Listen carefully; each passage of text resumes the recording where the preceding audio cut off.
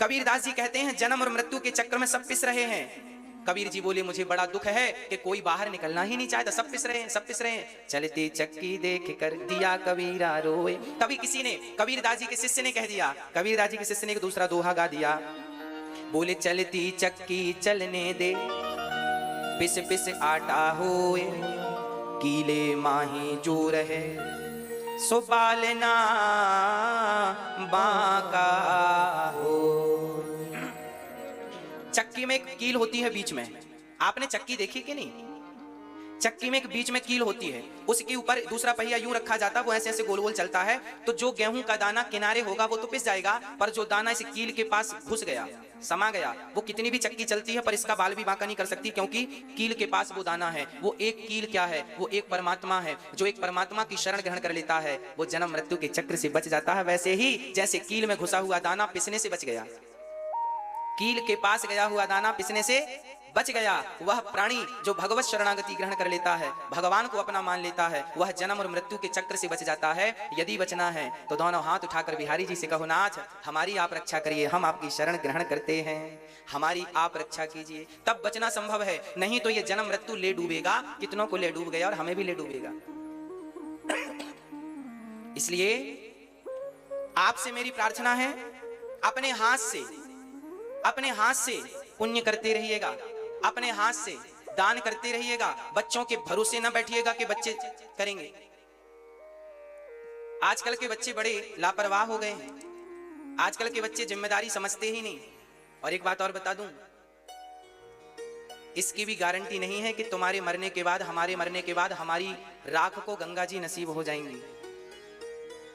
हाँ, इसकी कोई गारंटी नहीं ले सकता। अभी कोरोना काल में जितने लोग मरे हैं, आपने टीवी पर देखा होगा, लोगों की अस्थियां पेड़ों पर लटकी की लटकी रह गई हैं। उस राख को गंगा जी नसीब, हाँ या ना?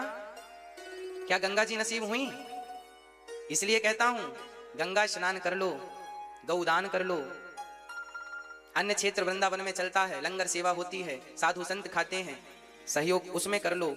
अपने हाथ से वही भोजन करा दो, अपने हाथ से किसी एक माँ का सहारा बन जाओ, किसी एक माँ के आंसू पहुंचने के काम आप और आपका पैसा आ जाए। नहीं तो जरूरी नहीं है कि शरीर को गंगा जी मरने के बाद नसीब हो जाए। इसलिए आप अभी से अपने हाथ धर्म की तरफ बढ़ाने शुरू कर दो। प्रिय भक्तों, एक माँ के दो बेटे थे, उन बेटों के पिताजी गुजर गए। पिताजी गुजर गए तो बच्चों ने उनकी अर्थी उठाई, चिता पे आग लगाई। 3 दिन बाद जाके उनकी राख लेकर आए। माँ ने कहा बेटों से, बेटा 40 किलोमीटर दूर गंगा जी हैं, जाओ पिता की अस्थियां विसर्जन कराओ, गंगा जी में डाल दो। बच्चे बड़े नास्तिक थे दोनों, बोले माँ गंगा जी में क्यों डाल दें पिताजी की अस्थियां? अरे बेटा, गंगा जी में डालने से उनका उद्धार हो जाएगा, जाओ डालो। दोनों बच्चे बड़े लापरवाह थे, भगवान को मानते नहीं थे। माँ ने जिद की, अच्छा कल डालाएंगे, अच्छा परसों डालाएंगे, करते करते 1 हफ्ता खिसका दिया। माँ ने एक दिन कान पकड़ के कहा, जल्दी से अस्थियां लो, पिताजी की डाल के आओ गंगा जी में। ऐसी लापरवाही करते हैं पिताजी के लिए। पिताजी की अस्थियां दोनों बच्चे ले गए, जबकि गंगा जी ज्यादा दूर नहीं, उनके गांव से 40 किलोमीटर दूर थी। बच्चे गए गंगा जी की तरफ, तो वो गंगा जी तक तो ना पहुंचे। गंगा जी तक एक नाला गुजर रहा था, गंगा जी तक एक नाला जा रहा था। उन बच्चों को लगा फालतू में डीजल पेट्रोल कौन फूके, नाला तो जा ही रहा है, तो नाला पिताजी को मिला देगा। तो अस्थियां निकाल करके पिताजी की नाले पर डाल दी। वापस आए, रात को उन बच्चों की मां को उनके पति ने स्वप्न में कहा, देख तुमने और हमने बच्चों को संस्कार नहीं दिए, हमारी अस्थियां इन्होंने नाले में डाल दी, गंगा जी में नहीं डाली।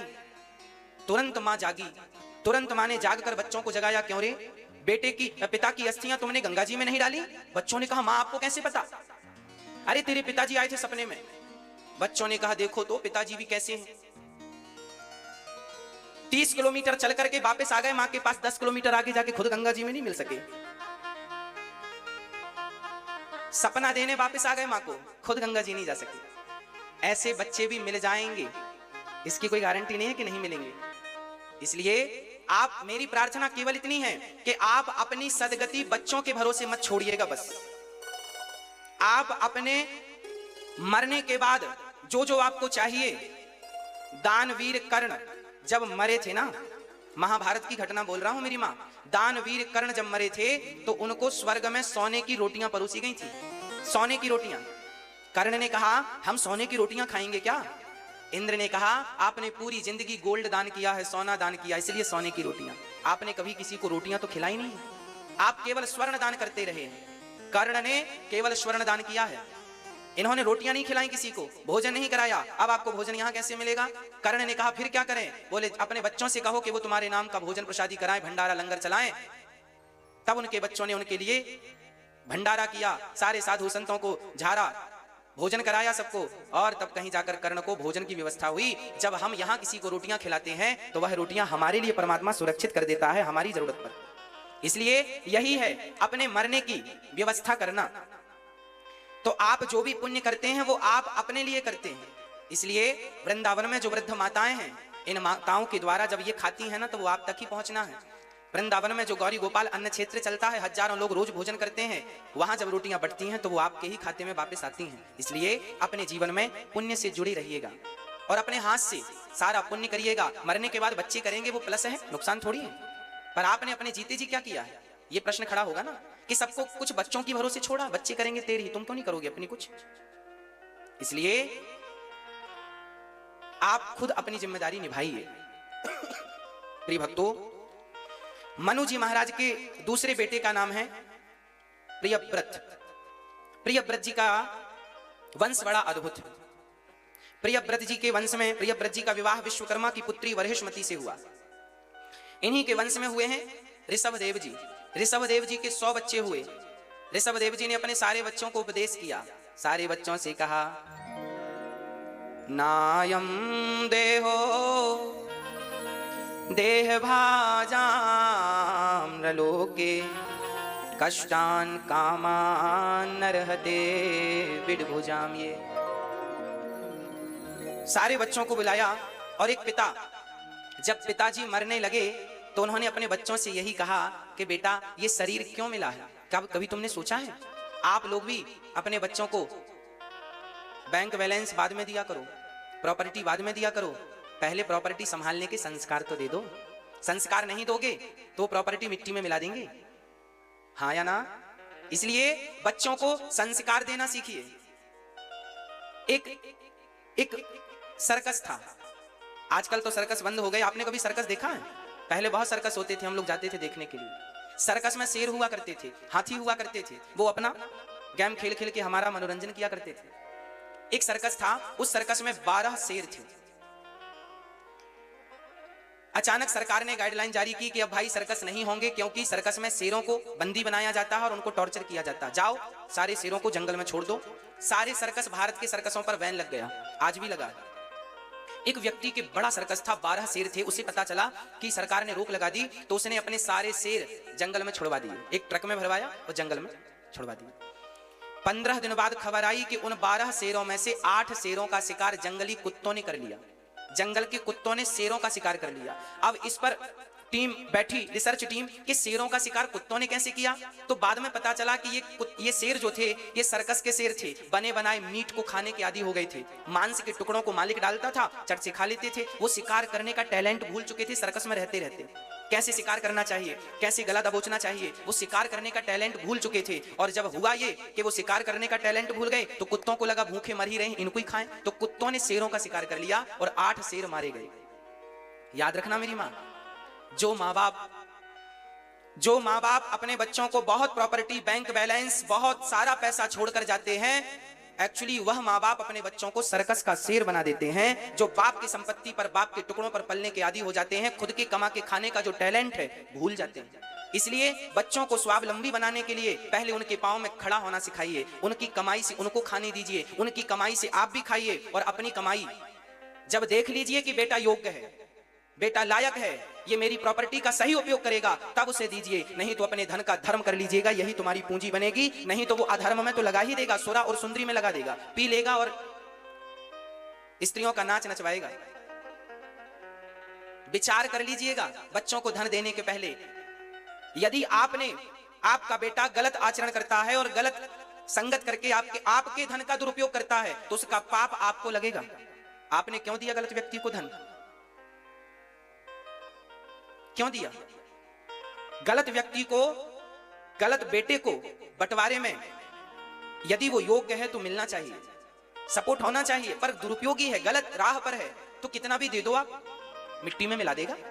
देते जाओ, देते जाओ।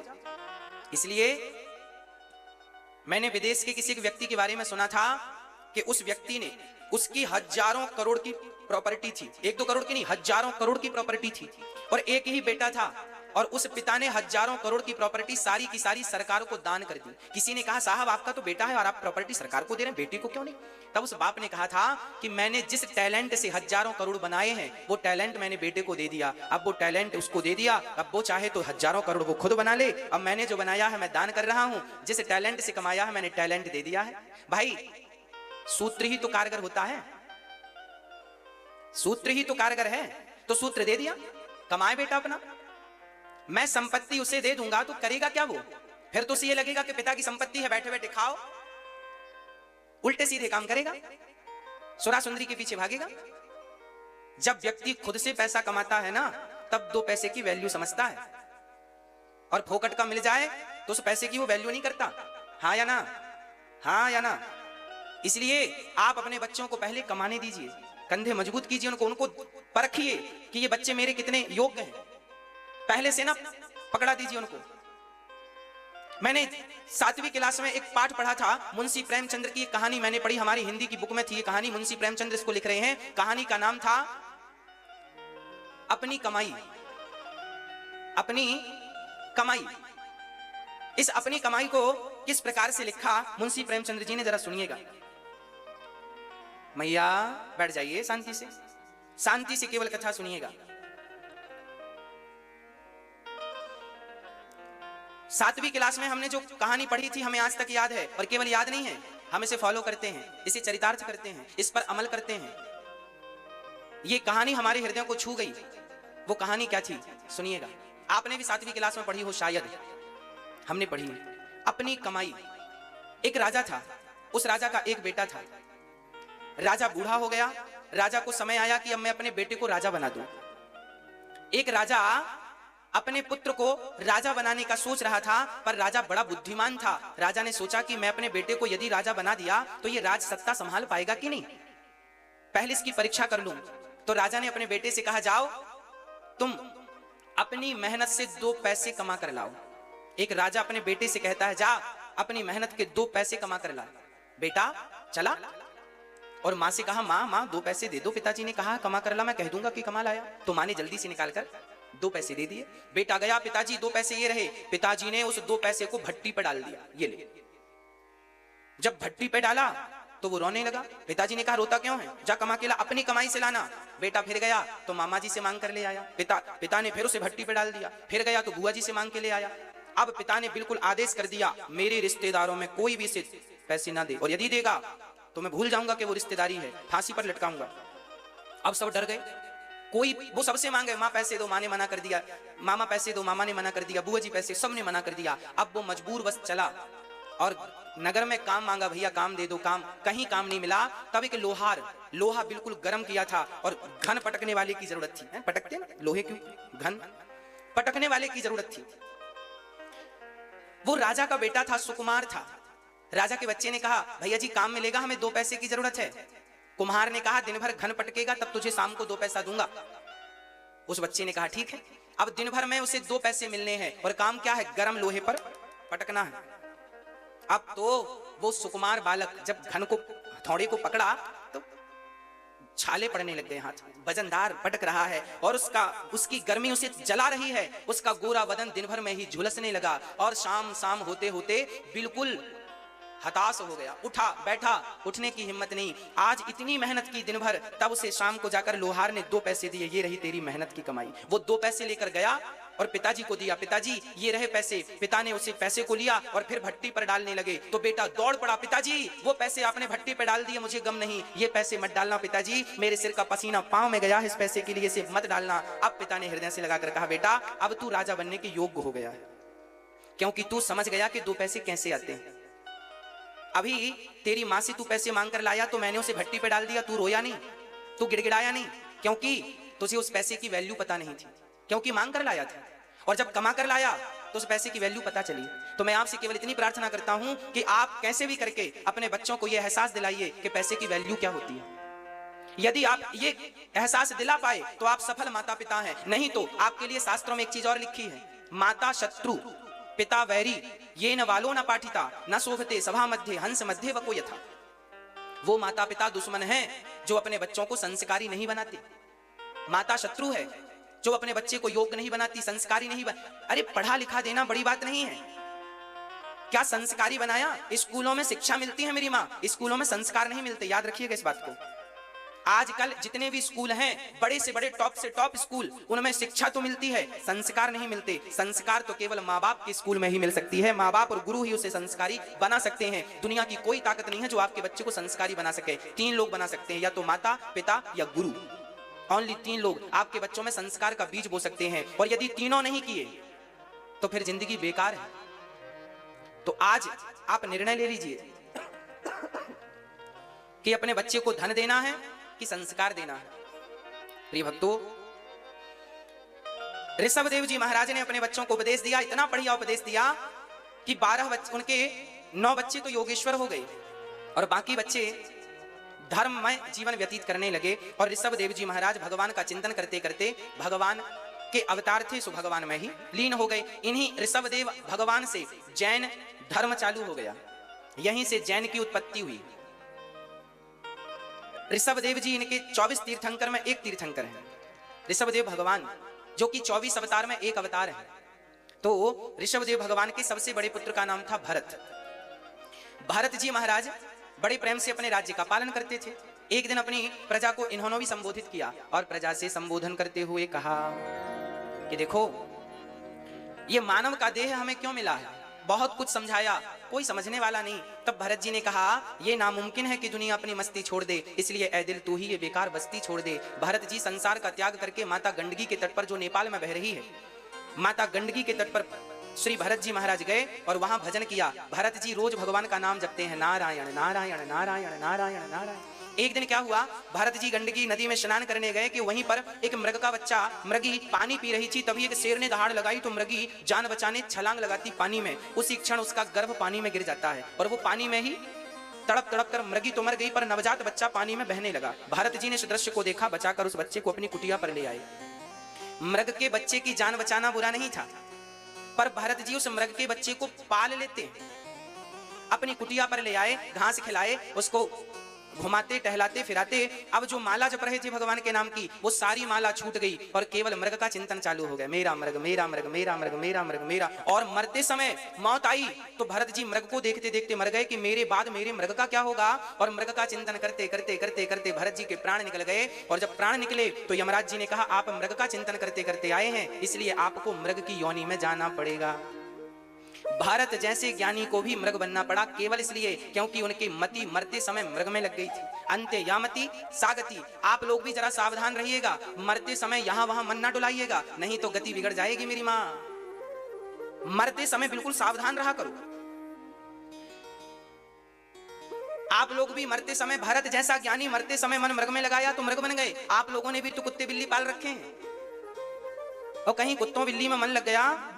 एक सज्जन हमसे बोले, महाराज जी हमारा कुत्ता बड़ा ईमानदार है। हमने कहा, पूर्व जन्म में तुम्हारे दादाजी ही तो थे ये।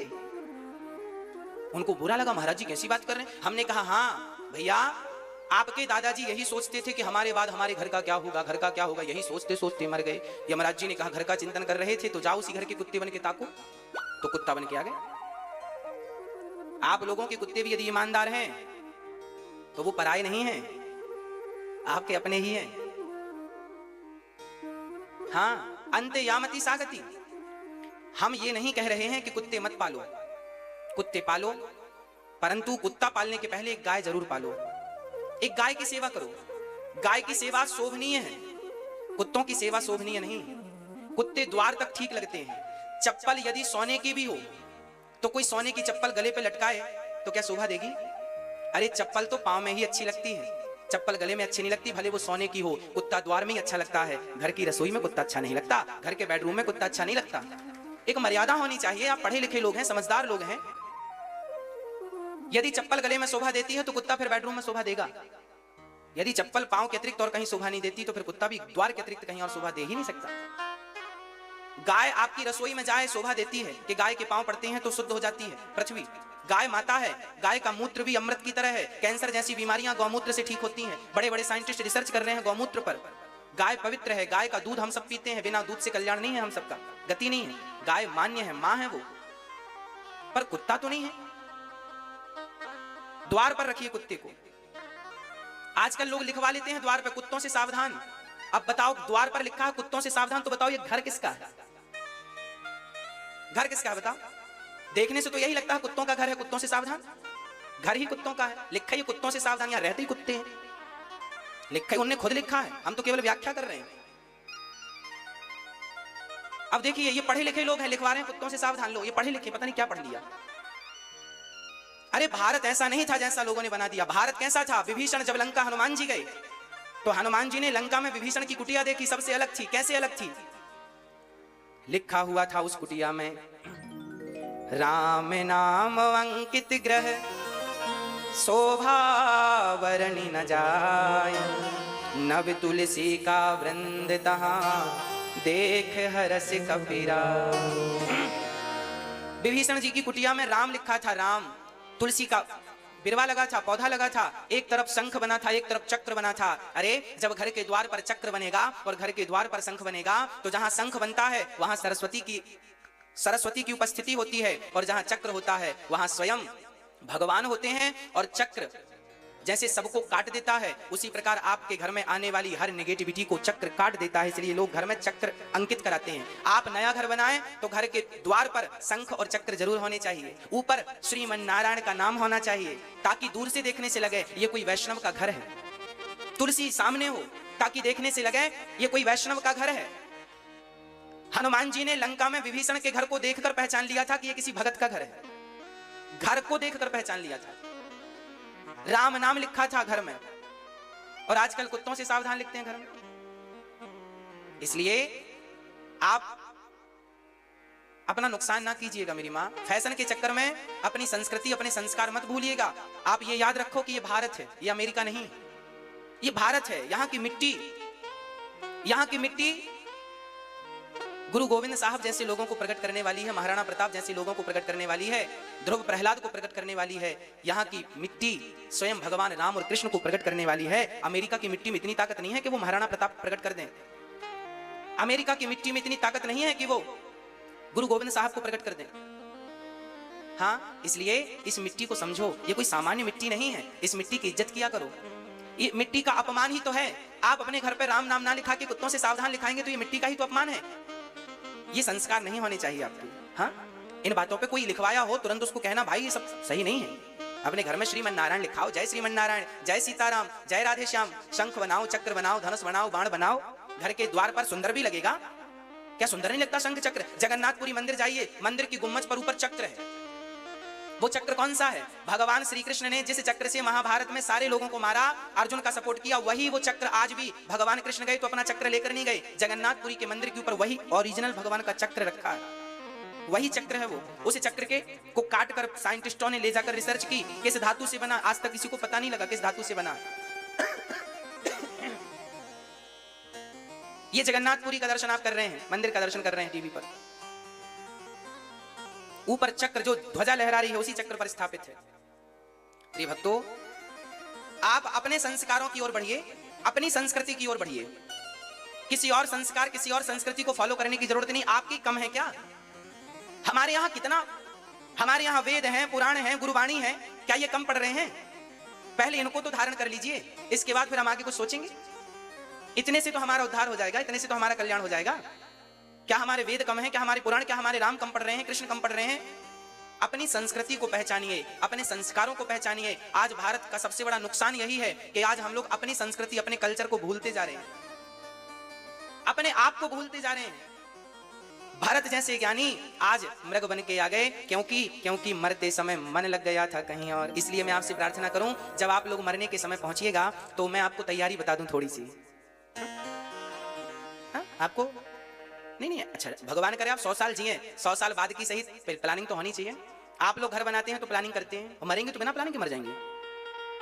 मरने का केवल केवल इन बातों का वो ध्यान रखे। इसलिए तुलसी, हाँ, जब कोई मरे तो उसे सबसे पहले जमीन पर लिटा दो, गाय का गोबर लीप करके। अब तो गोबर की व्यवस्था नहीं है, घर इतने बढ़िया बन गए हैं कि गाय के गोबर से पत्थर को थोड़ी, इटालियन पत्थर में गाय का गोबर थोड़ी लगाएगा कोई, परंतु पद्धति यही है कि गाय का गोबर से लीप करके सामने वाले को, जैसे कोई दादाजी मर रहे हैं, उनको जमीन पर लिटा दो और बैठ के कीर्तन करो, श्रीमन नारायण नारायण नारायण, श्री कृष्ण गोविंद हरे मुरारी, हे नाथ नारायण वासुदेव। उस मृत्यु जिनकी होनी है उसके कान में भगवान का नाम पड़ेगा, और वो नाम सुनकर मरेगा तो उसके नाम के गया में श्राद्ध करने की जरूरत नहीं है, क्योंकि नाम सुन के मरेगा तो उसकी गति हो जाएगी, सदगति हो जाएगी, कोई दो मत संदेह नहीं है। और आजकल जब लोग मरते हैं ना, तो घर वाले, परिवार वाले, रिश्तेदार मरने भी नहीं देते। हाँ, एक सज्जन मर रहे थे यहीं, अब वो पड़े जमीन पर, गर्मी का समय था, अब रिश्तेदारों को पता चला, लोग आ गए रोते रोते। अच्छा, मरते समय आदमी गजब तरीके से, माताएं बहुत विशेष रोती हैं। जब कोई मरने लगता है ना, तो माताओं का बहुत विशेष रोने का प्रोग्राम रहता है, विशेष प्रकार का रुदन रहता है उस दिन। ऐसा रोना ना पहले कभी किसी ने सुना था, ना आगे कभी कोई सुनेगा। बेटी के विवाह में भी ऐसा रोना नहीं देखा जाता जैसा किसी के मरने पर रोना देखा जाता है। एक आदमी मर रहा था और गांव घर वाले रो रहे थे, और इतनी भीड़ थी, आदमी नीचे पड़ा है और गर्मी का समय है, उसको थोड़ा हवा आने दो, थोड़ा ठंडक मिलेगी, थोड़ा सांस मिलेगी उसे, वो घेर के बैठ गए, रोने लगे, और इतनी धक्का मुक्की हुई, कई लोग तो उसके ऊपर गिर गए, और जब ऊपर गिरे तो बढ़ो निपट गए।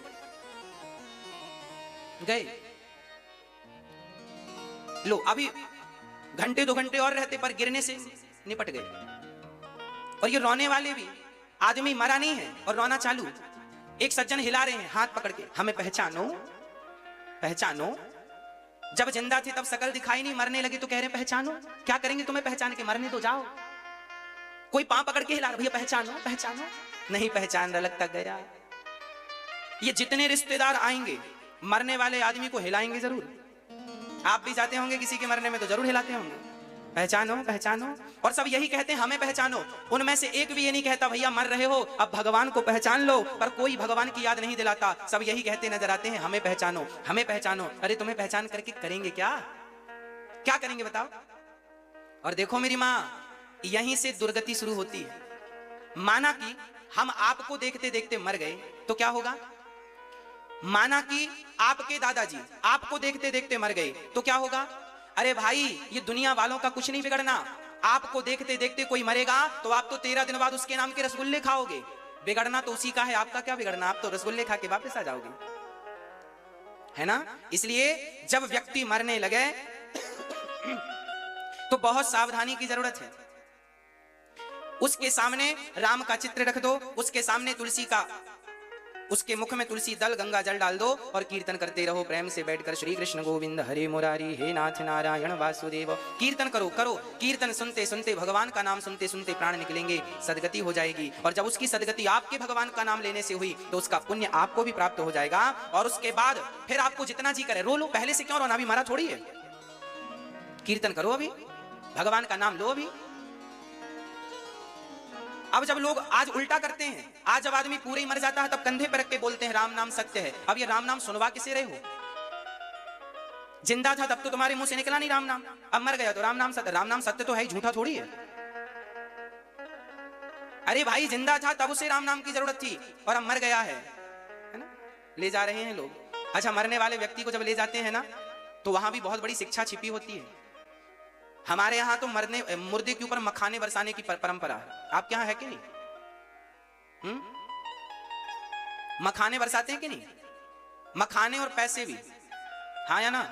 हाँ, चलिए, इससे पता चलता है हम भारत में हैं। मखाने बरसाने की परंपरा है। अच्छा, किसी ने पूछा महाराज जी मखाने क्यों बरसाते हैं मुर्दे के ऊपर? इसके पीछे बहुत बड़ा कारण है। आज तक आपको पता है, आपने भी देखा होगा मुर्दे के ऊपर मखाने बरस रहे हैं, पैसे बरस रहे हैं। मखाने क्यों? कारण है, मखाना जो होता है ना बिल्कुल फूला रहता है। मखाना कैसा होता है? बिल्कुल फूला रहता है। और मखाने के ऊपर पांव रख दे कोई तो पिचक जाता है, बूरा बन जाता है कि नहीं? हाँ, मुर्दे के ऊपर मखाने इसलिए बरसाए जाते हैं ताकि दुनिया वालों को मैसेज दे सकें कि भाई देखो, पूरी जिंदगी ये व्यक्ति मखाने की तरह फूला फूला घूम रहा था, देखो आज पिचका हुआ पड़ा है, किसी काम का नहीं है, उठाकर हम लोग ले जा रहे हैं। ये अपने पांव से भी नहीं चल सकता, हम कंधों पर ले जा रहे हैं। इसलिए आप मखाने की तरफ यूं फूले फूले ना घूमना, हाँ, मखाने की तरह नहीं घूमना, अहंकार एटीट्यूड में ना जीना।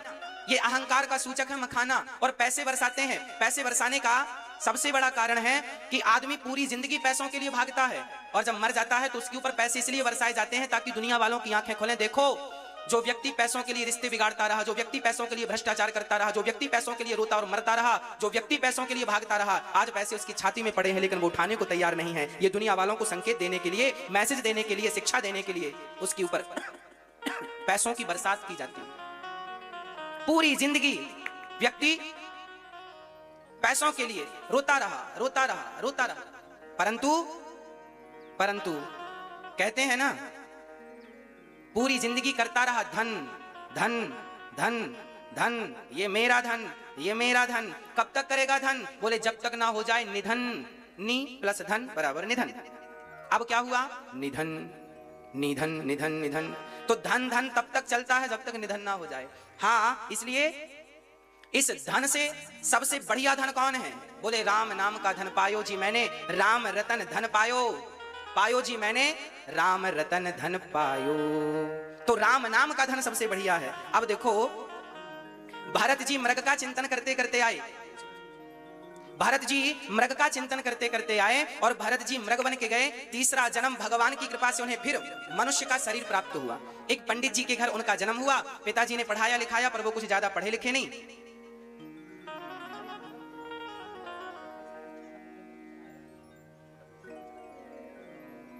हाँ भक्तों, श्री भरत जी आज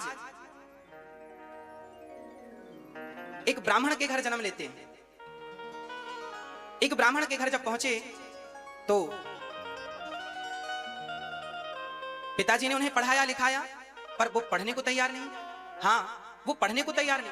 अच्छा, भरत जी को ज्ञान सब था पर वो पढ़े नहीं, क्योंकि वो जानते थे कि ज्यादा पढ़ लेंगे तो माया मोह में उलझ जाएंगे, संसार में उलझ जाएंगे, इसलिए वो ज्यादा पढ़े नहीं थे। तो ज्ञानी आज उनके भाइयों ने घर से निकाल दिया। उनके पिताजी जब मरे तो भरत जी को घर से निकाल दिया, त्याग दिया। भाई भौजाइयों ने कह दिया घर से जाओ, और भरत जी जंगल में गए। एक व्यक्ति ने उनकी बलि चढ़ानी चाहिए पर भद्रकाली ने प्रकट होकर के भरत जी की रक्षा की। आज भरत जी एक पेड़ की छांव में बैठे थे, तभी वहां से एक राजा रहुगण निकला और भरत जी को अपना कहार बनाकर पालकी पर लगा लिया। भरत जी पालकी लेकर चले पर सामने बहुत सारी चींटियां थी। चींटियों पे पांव न रख जाए, चींटियां मर ना जाए, तो भरत जी ने छलांग लगा दी चींटियों की रक्षा के लिए। तो राजा रहुगण की पालकी सिर पे टकराई। राजा रहुगण बोला, क्यों रे, ये उछलकूद कौन कर रहा है? तब कहा, ये नया नया भर्ती हुआ है बिना इंटरव्यू का, यही उछलकूद कर रहा। अरे समझाओ। समझाया। भरत जी फिर चींटियों को देखकर छलांग लगाते हैं। अब की बार पालकी ऐसी टकराई कि राजा रहुगण आग बबूला हो गया। मूर्ख कौन है ये, आज छोड़ूंगा नहीं, आज मैं तुझे मृत्युदंड देकर रहूंगा। आज भरत जी ने मन में विचार किया, इस मूर्ख को ज्ञान देना ही पड़ेगा। आज भरत जी ने राजा रहुगण को ज्ञान देते हुए कहा, त्वयोदितं व्यक्तिमभिप्रलब्धं भर्तुः समे स्यात् तद्वीरभारः गन्तुर्यदि स्यात् तदिगं मध्वा पीबेति रासौ न विदां प्रवादः। आज भरत जी जैसे संत आज रहुगण की पालकी कंधे पे लेकर चल रहे हैं। भैया जी जरा सुनिएगा, भैया जी सुनिएगा। आज भरत जी जैसे संत को रहुगण बोलता है कि मैं तुम्हें मृत्यु दंड दूंगा। तब आज भरत जी ने पहली बार अपनी वाणी खोली और भरत जी ने राजा रहुगण से कहा, आप ये बताओ, आप मारोगे किसे? आप कहते हैं मैं तुम्हें मार डालूंगा। अच्छा बताओ, मरता कौन है? शरीर मरता है या फिर आत्मा मरती है? कौन मरता है? हाँ, शरीर मरता है या फिर आत्मा? मृत्यु किसकी होती है? शरीर मरता है, आत्मा कभी नहीं मरती। शरीर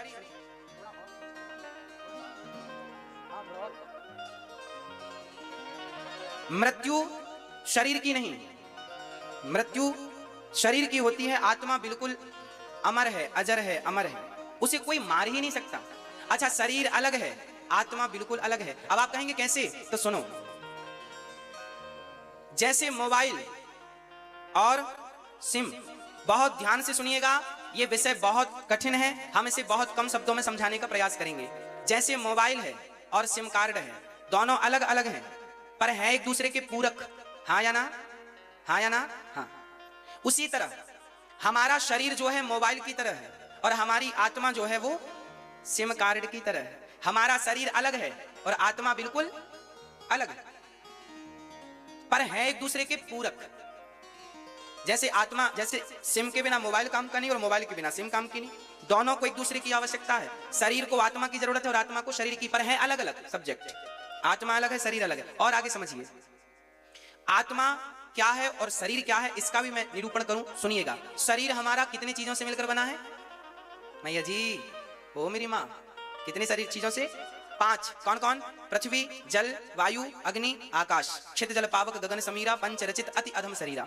हम सबका शरीर 5 चीजों से मिलकर बना है। और ये 5 चीजें जब हमें लोग ले जाकर जला देते हैं या जमी पर गाड़ देते हैं, तो हमारा ये 5 तत्व जो है ना, ये 5 में ही तो लीन हो जाता है। जब शरीर जलता है तो अग्नि तत्व में मिल जाता है, जल तत्व में, वायु तत्व वायु में, आकाश में, पृथ्वी तत्व पृथ्वी में। शरीर 5 से मिलकर बना और 5 में जाकर के वो मिल गया। जैसे घड़ा मिट्टी से बना और घड़ा टूटा तो कहां मिला? घड़ा मिट्टी से बना और घड़ा टूटा तो कहां मिला? मिट्टी में। जैसे मिट्टी से बना हुआ घड़ा मिट्टी में मिल गया, उसी प्रकार शरीर 5 तत्वों से बना, अंत में जाकर ये 5 में मिल गए। ये तो रही शरीर की कहानी। शरीर की जीवन लीला इतनी सी है, 5 से बनता है, 5 में जाकर विलीन हो जाता है। अब बची आत्मा, तो आत्मा जाती है परमात्मा के पास। अब प्रश्न ये खड़ा हुआ कि आपने जो पाप किया है, जो पुण्य किया है, उस पाप और पुण्य का भोक्ता कौन है? फिर हमने जो पाप किया है, पुण्य किया है, वो कौन भोगेगा? कौन भोगता है? स्वर्ग और नर्क कौन जाता है? कर्मों का फल कौन भोगता है?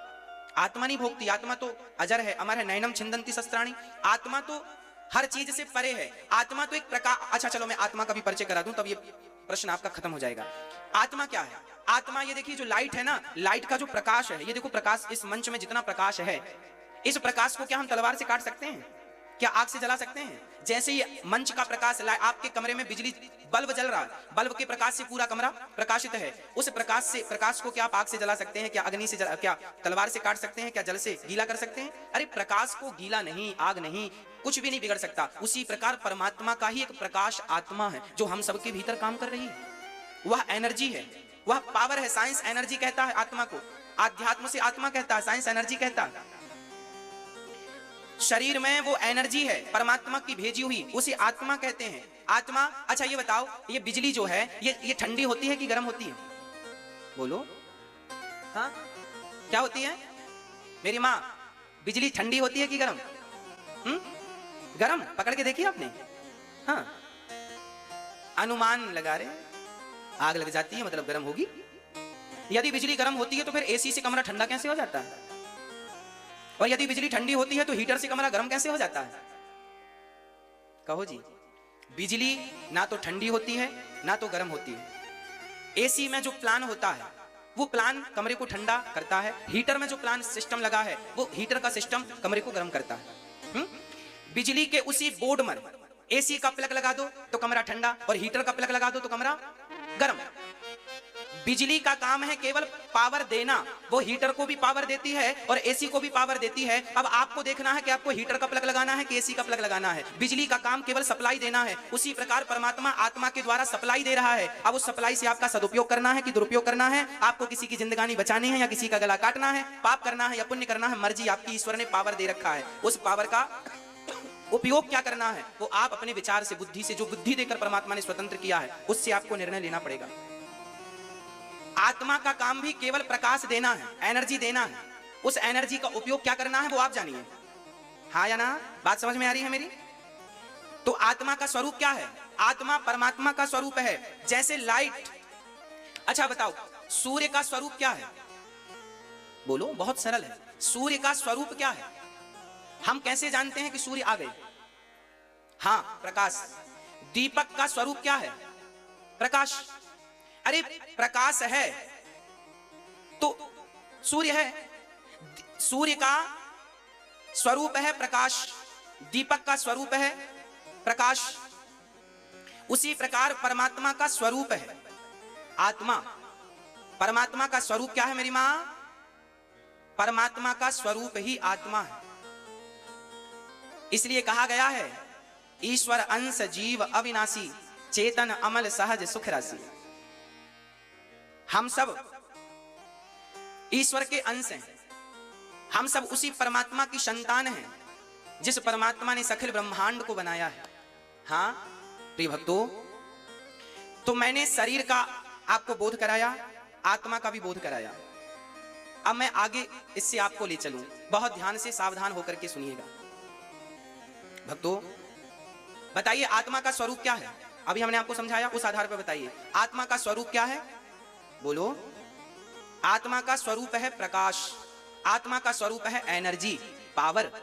आत्मा हम सबको पावर देती है, एनर्जी देती है। आत्मा निकल जाए तो शरीर मृत हो जाता है, मुर्दा हो जाता है। अब बताइए कि आपके द्वारा किया गया पाप और पुण्य, इसका फल कौन भोगता है? कौन भोगता है? शरीर भोगता है या आत्मा भोगती है या कोई और भी है? बोलो। हमने आपको समझाया फिर पूछ रहे हैं। हर बात हम पहले समझाते हैं फिर पूछते हैं, यूं ही नहीं आपका परीक्षण करने लग जाते। बताइए, हम आपको अच्छे श्रोताओं की कसौटी की तरह कस के देख रहे हैं कि आप सचमुच सुन रहे हैं या सिर्फ बैठे हैं। इसलिए हमारे हर प्रश्न पर आप गौर कीजिएगा और हर समाधान पे आप जरूर बोलिएगा। आप बताइएगा, हमने अभी थोड़ी देर पहले आपको सुनाया कि हमारा शरीर 5 तत्वों से मिलकर बना है, 5 में मिल गया। आत्मा परमात्मा का स्वरूप है। जैसे जैसे जैसे घड़े में आपने पानी भरा तो घड़े के अंदर एक सूर्य दिखाई पड़ता है, जिसे बोलते हैं घटाकाश। आकाश दिखता है ना उसके अंदर, उसे बोलते हैं घटाकाश। एक घड़े में सूर्य का प्रकाश दिखाई पड़ता है, 2 घड़े भर के रख दो तो दोनों में सूर्य का प्रकाश दिखाई पड़ता है। सारे घड़ों में एक सूर्य का प्रतिबिंब दिखता है। तो बताओ सूर्य कितने हैं? सूर्य तो एक ही है ना, पर घड़े बहुत होने से उनके प्रतिबिंब बहुत हो गए। उसी प्रकार परमात्मा एक है, पर शरीर रूपी घड़े बहुत होने से उस परमात्मा की आत्माएं बहुत हो गई, अर्थात उनके स्वरूप को आत्मा कहते हैं। अब आप कहेंगे महाराज जी परमात्मा एक है तो आत्मा इतनी सारी कैसे आ गई? उसी तरह आ गई जैसे एक सूर्य के होते हुए उसका प्रतिबिंब अनेक हो गया। अनेक हो गया कि नहीं? अच्छा चलो ये कठिन है, सरल समझाते हैं। आपके सामने दर्पण रखा जाए तो आपका प्रतिबिंब दर्पण में दिखता है। अच्छा 10 दर्पण रखे जाएं तो कितने दिखेंगे आप?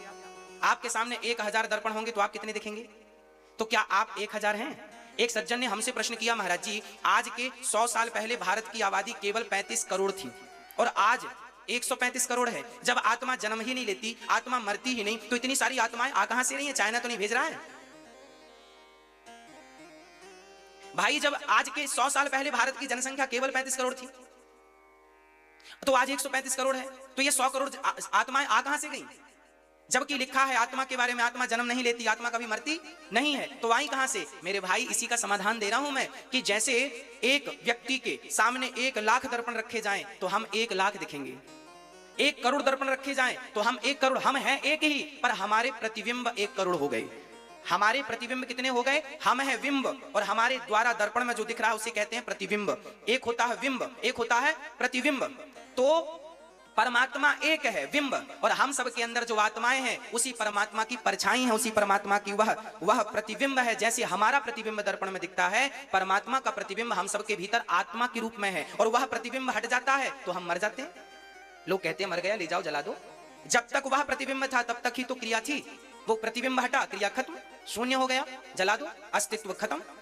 हमारा अस्तित्व भी तो तब तक है जब तक परमात्मा है हमारे भीतर परमात्मा आत्मा के रूप में ही तो है। वह परमात्मा जब निकलता है तो शरीर 5 तत्वों में मिल जाता है। आत्मा परमात्मा से थी, परमात्मा में मिल गई। अब प्रश्न ये खड़ा हुआ, हमने जो पाप किया था जीवन भर, पुण्य किया था जीवन भर, वो कौन भोगता है? उसको कौन भोगेगा भाई? कौन भोगता है बताइए? हमारे शरीर में एक चीज और होती है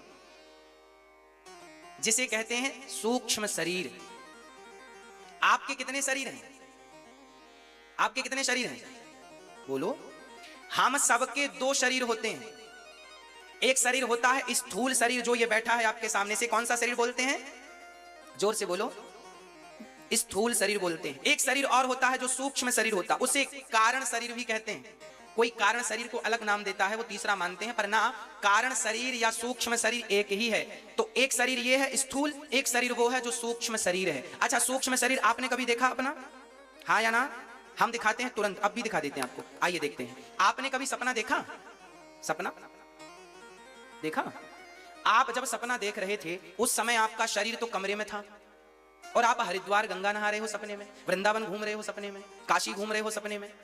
तो आप ये बताओ, आपका शरीर तो कमरे में था, दरवाजे बंद थे, खिड़कियां बंद थी, और आप हरिद्वार चले गए सपने में, और आप सवेरे कह भी रहे हैं आज हमने फलाने को सपने में देखा और गंगा जी नहाए और डुबकियां लगाई। तो आप बताओ, एक शरीर कमरे में था, एक गंगा जी नहा रहा था, दो शरीर हो गए कि नहीं? ये आपके साथ होता है? कोई मैं यूं तुक्का नहीं मार रहा हूं, आपको प्रैक्टिकली बोल रहा हूं, जो आपके साथ रोज घटनाएं घट रही हैं वो बात कर रहा हूं। एक शरीर जो बिस्तर में सोया था, इस शरीर को क्या नाम दिया अभी हमने? बोलो, क्या नाम दिया बताइए? स्थूल शरीर। और जो स्वप्न देखने गया वो शरीर कौन सा है? वो सूक्ष्म शरीर है। और वही सूक्ष्म शरीर मेरी माँ और मेरे भैया जी, याद रखिएगा, जब हम मरते हैं तो हमारा स्थूल शरीर तो मरता है, पर हमारा सूक्ष्म शरीर नहीं मरता। और वही सूक्ष्म शरीर जाकर के हमारे पाप और पुण्य का फल भोगता है। वही शरीर स्वर्ग और नरक जाता है। वही शरीर क्या है? मैंने बोला कि शरीर मोबाइल सेट की तरह है, आत्मा सिम कार्ड की तरह है। एक चीज और होती है मोबाइल में, बताओ क्या? क्या? मोबाइल में एक चीज और महत्व रखती है, मेमोरी कार्ड। इंटरनल मेमोरी हो या आप चिप लगाइए, मेमोरी। आपने नोट किया होगा, आपका मोबाइल जब फोटो क्लिक करता है तो वो फोटो जाकर मेमोरी में सेव होती है, या फोन की मेमोरी हो या तो आपने डाल रखी हो कार्ड, मेमोरी में सेव होता ना? हाँ या ना? आपकी हर एक्टिविटी मोबाइल की यदि आप उसे रिकॉर्ड कर रहे हैं तो कहां होगा? मेमोरी में। उसी तरह आपने जो भी जन्म से मृत्यु तक जो भी एक्टिविटी की, अच्छा बुरा पाप पुण्य, हंसना रोना, उठना बैठना, खाना पीना, लड़ना झगड़ना, जो भी किया, आपके सूक्ष्म शरीर मेमोरी कार्ड है। हमारा जो सूक्ष्म शरीर है वो क्या है? मेमोरी कार्ड है। वही परमात्मा की बनाई मेमोरी है। आप सब भूल जाते हैं पर आपका सूक्ष्म शरीर सब कुछ याद रखता है, और वही आपकी पोल खोलता है भगवान के सामने, इसने ये पुण्य किया, इसने ये गलत किया, ये किया। वही मेमोरी भगवान फिर टीवी पे फंसा के चलाते हैं, जो कि मैंने फर्स्ट में सुनाया। देख तूने ये पाप किया, देख तूने ये पुण्य किया। अब पाप किया है तो पाप का फल ये ले 84 लाख योनियां भोग, और पुण्य किया है तो एक अवसर और ले मनुष्य का तन। और ज्यादा पाप किए तो मोक्ष मिल जाता है, गौलोक धाम मिल जाता है, ठाकुर जी की सेवा मिल जाती है। आपके द्वारा किया गया पाप, आपके द्वारा किया गया रत्ती भर पुण्य, ना तो पुण्य बेकार जाता है ना पाप बेकार जाता है। पाप करने के पहले विचार करिए, क्योंकि ये वापस आपके पास आना है। कुएं में कभी आपने झांक करके बोला हो राम, तो कुएं से वापस आवाज क्या आएगी? आप बोलेंगे कृष्ण, तो आवाज क्या आएगी? हाँ, ये कुआं जो है ना, आप जो कहते हैं वापस वही आएगा। ये संसार एक कुआं है, इस कुएं में आप जैसा कर्म करते हैं वैसा ही कर्म वापस आपको भोगना पड़ता है, वैसा आपको मिलता है जैसा आप दूसरों के लिए करते हैं। यदि मैंने आपके गाल में एक थप्पड़ मारा तो 1 साल के अंदर, 2 साल के अंदर, ईश्वर के घर देर हो सकती है अंधेर नहीं, 5 साल के अंदर मेरे गाल में भी कोई 2 थप्पड़ जरूर मारेगा, ब्याज सहित 5 साल का ब्याज भी तो मिलेगा। शेर को 1.25 शेर मिलता है साहब। आपने किसी निरापराधी पर यदि आपने एक थप्पड़ मार दिया, किसी गलत आरोप पर किसी को आपने एक गाली दे दी, आपने किसी को यूं ही बिना उसकी गलती के आपने निर्दोष को एक गाली दी, तो उसके द्वारा ना सही किसी और के द्वारा तुम्हें गालियां जरूर मिलेंगी। एक थप्पड़ तुमने मारा, तुम्हें भी पड़ेंगे। तुमने जो जो व्यवहार सामने वाले के साथ किया है वही व्यवहार तुम्हारे साथ होगा। भूल मत जाना, परमात्मा की अदालत है, हिसाब सबका होगा, बचेगा कोई नहीं। जैसी करनी वैसी भरनी, आज किया कल पाएगा। चढ़ता सूरज धीरे धीरे ढलता है ढल जाएगा। आज तक कोई बचा कि आप और हम बचेंगे? रावण जैसे कर्म करके बच ना सके, कंस जैसे ना बच सके, तो हम और आपकी गति क्या है? इसलिए पाप करने से बचना, क्योंकि मिलना जरूर है। राम जी को 14 साल का वनवास मिला, ये किसी का अपराध नहीं था, ये राम के कारण ही राम को वनवास मिला था। राम जी को श्राप दिया था ना नारद जी ने, पिछले जन्म में ये भगवान थे। तो भगवान राम तो भगवान है ना, उनकी मर्जी के बिना पत्ता नहीं हिलता। वनवास कौन भेजेगा? अरे राम अपनी मर्जी से गए वनवास, रावण इत्यादियों को मारना था। तो भगवान आज जब राम जी वनवास आए और घास के बिस्तर पर सोए, तो निषाद राज ने कहा राम जी बिस्तर घास का बिछा कर सो रहे हैं। लक्ष्मण जी ने कहा को न काहू को सुख दुख कर दाता, निज कृत कर्म भोग सब भ्राता। हर व्यक्ति अपने कर्मों का फल भोगता है। आज आप लोग अमीर हैं तो आप अपने अच्छे कर्मों से, और आज आप गरीब हैं तो आप अपने बुरे कर्मों से। आज आप सुखी हैं तो आप अपने अच्छे कर्मों से सुखी हैं, और आज आप दुखी हैं तो अपने बुरे कर्मों से दुखी हैं। किसी को दोष मत लगाइएगा। आपके घर एक आप होती हैं, महारानी बन के रहती हैं, और एक आपके घर काम वाली बाई होती है जो झाड़ू पोंछा लगाती है। वो अपने घर का भी काम करती है, प्लस आपके घर का भी काम करती है। बुखार चढ़ी है फिर भी काम करती है, क्योंकि उसे बच्चों का पेट भरना होता है। वो दो घर के बर्तन धुलती है, तब वो एक वक्त का भोजन पाती है। और आप घर में बैठी बैठी कोई काम नहीं करती, फिर भी बढ़िया मालपुआ खाती हैं। कारण क्या है? आपने पुण्य किया है, इसलिए ईश्वर ने इतनी सुख सुविधाएं दी हैं। तो पिछले जन्म में कोई पुण्य किया था, इस जन्म में मिल रहा है। अब की बार करोगी तो अगले मिलेगा, नहीं तो फिर हिसाब फिनिश हो जाएगा। हाँ, इसलिए एक सज्जन हमसे आके बोले, महाराज जी हम पूर्व जन्म नहीं मानते।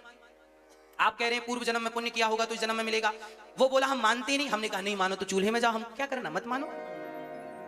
अच्छा एक बात बताओ, कोई व्यक्ति कहे कि मैं पिछला जन्म नहीं मानता, होता ही नहीं, कोई कहे, तर्क करे, आपको क्या लगता है अगला जन्म पिछला जन्म होता है या नहीं? हाँ या ना? यदि आप कहेंगे कि होता है तो भी मैं आपको समझाऊंगा, और आप कहेंगे नहीं होता तब तो मैं विशेष समझाऊंगा आपको। और मैं उदाहरण प्रमाण के साथ में कोई भी बात बिना प्रमाण की नहीं करता। मेरे पास एक भी वो बातें नहीं है जो प्रमाण के बिना हो। हर चीज सबूत के साथ ये दास कहेगा आपको। पिछला जन्म होता है, इसका सबूत है मेरे पास। अगला जन्म भी होगा आपका, इसका भी सबूत है मेरे पास। आइए वो सबूत देता हूं आपको, प्रमाण देता हूं प्रत्यक्ष, सुनिएगा और मेरे एक प्रश्न का जवाब दीजिएगा। एक ही समय पर 2021 को जनवरी की 15 तारीख, 15 जनवरी 2021 को एक ही समय पर दो बच्चे पैदा होते हैं। एक बच्चा पैदा हुआ गरीब के घर फुटपाथ पे, और एक बच्चा पैदा हुआ अमीर के घर। समय सेम है ना, तारीख भी सेम है, मुहूर्त, नक्षत्र, ग्रह सब सेम है, और दो बच्चे पैदा हो रहे हैं।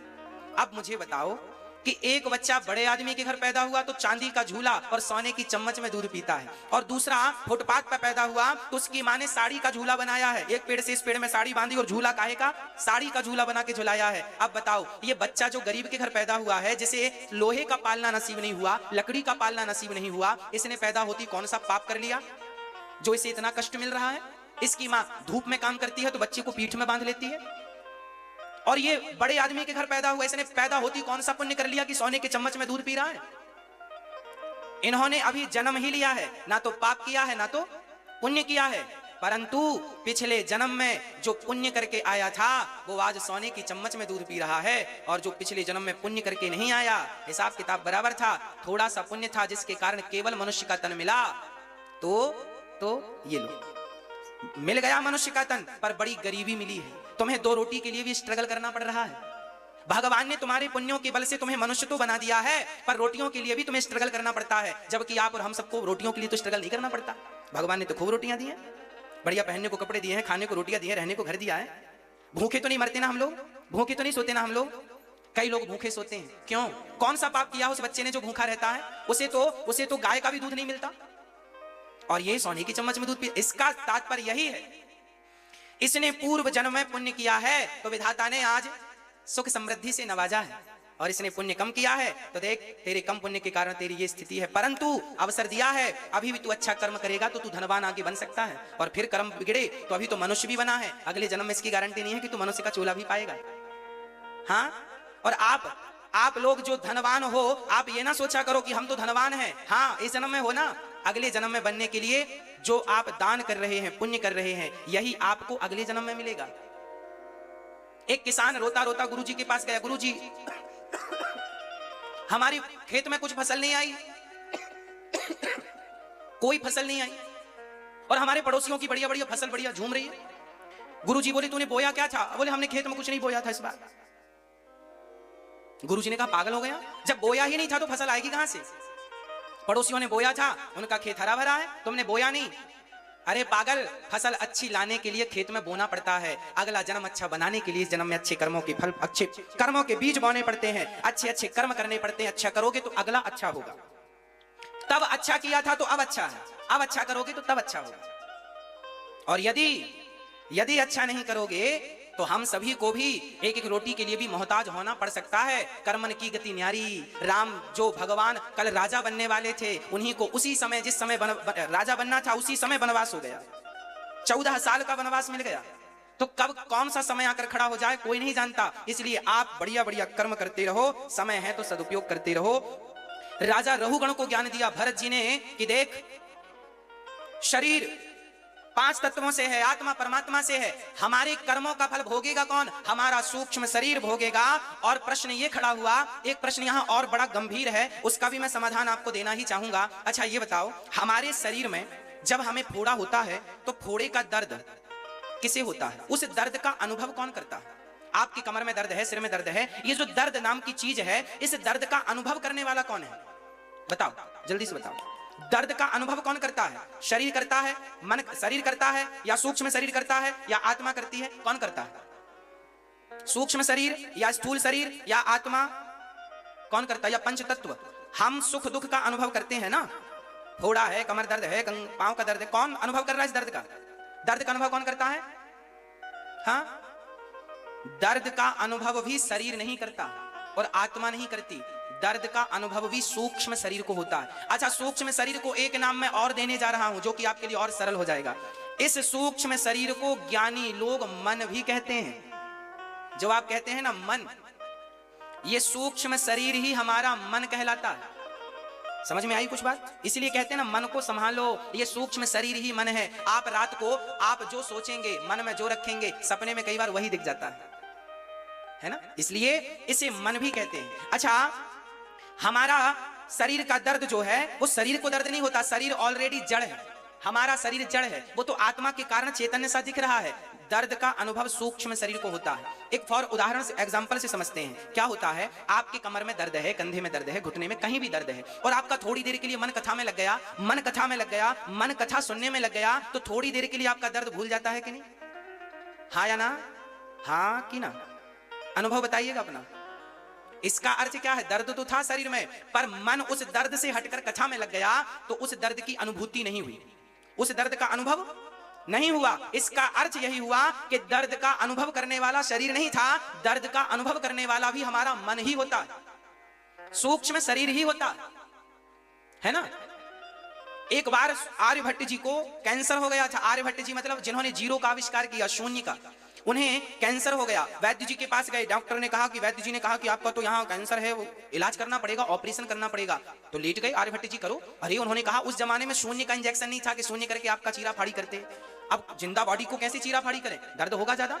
वैद्य जी ने कहा आप लेट जाइए। आर्यभट्ट जी लेट गए। आर्यभट्ट जी गणित के ज्ञानी थे, उन्होंने अपने दिमाग में इतना कठिन सवाल खोज लिया और पूरा माइंड, पूरा मन, पूरा दिमाग लगा दिया उस सवाल के हल में, क्या होना चाहिए क्या। और यहाँ वैद्य जी चीरा फाड़ी करके दवाई भर के बढ़िया टांके कर दिए, और तब तक उनके सवाल का हल मिल गया। आर्यभट्ट जी ने कहा वैद्य जी आपने इलाज नहीं किया। अरे इलाज सफल रहा, आपका हो गया। अब उन्होंने देखा, अब उन्हें दर्द हुआ, छाती पकड़ ली, चिल्लाने लगे, बहुत दर्द हो रहा है, बहुत दर्द हो रहा है। अभी तक दर्द नहीं हुआ, अब दर्द हो रहा है। क्यों? क्योंकि अभी तक शरीर से मन अलग था, अभी तक शरीर से मन अलग था। अब मन शरीर में आ चुका है। पूरी गति, पूरा खेल इस मनीराम का है। मैंने कल भी कहा था आपको, ये मन जो है यही भवसागर से पार लगाएगा और यही नरक में ले जाएगा। मन भगवान में लग जाएगा तो भवसागर से पार लगा देगा, और मन संसार में लगा रहा तो डुबा देगा, ये लुटिया डुबा देगा।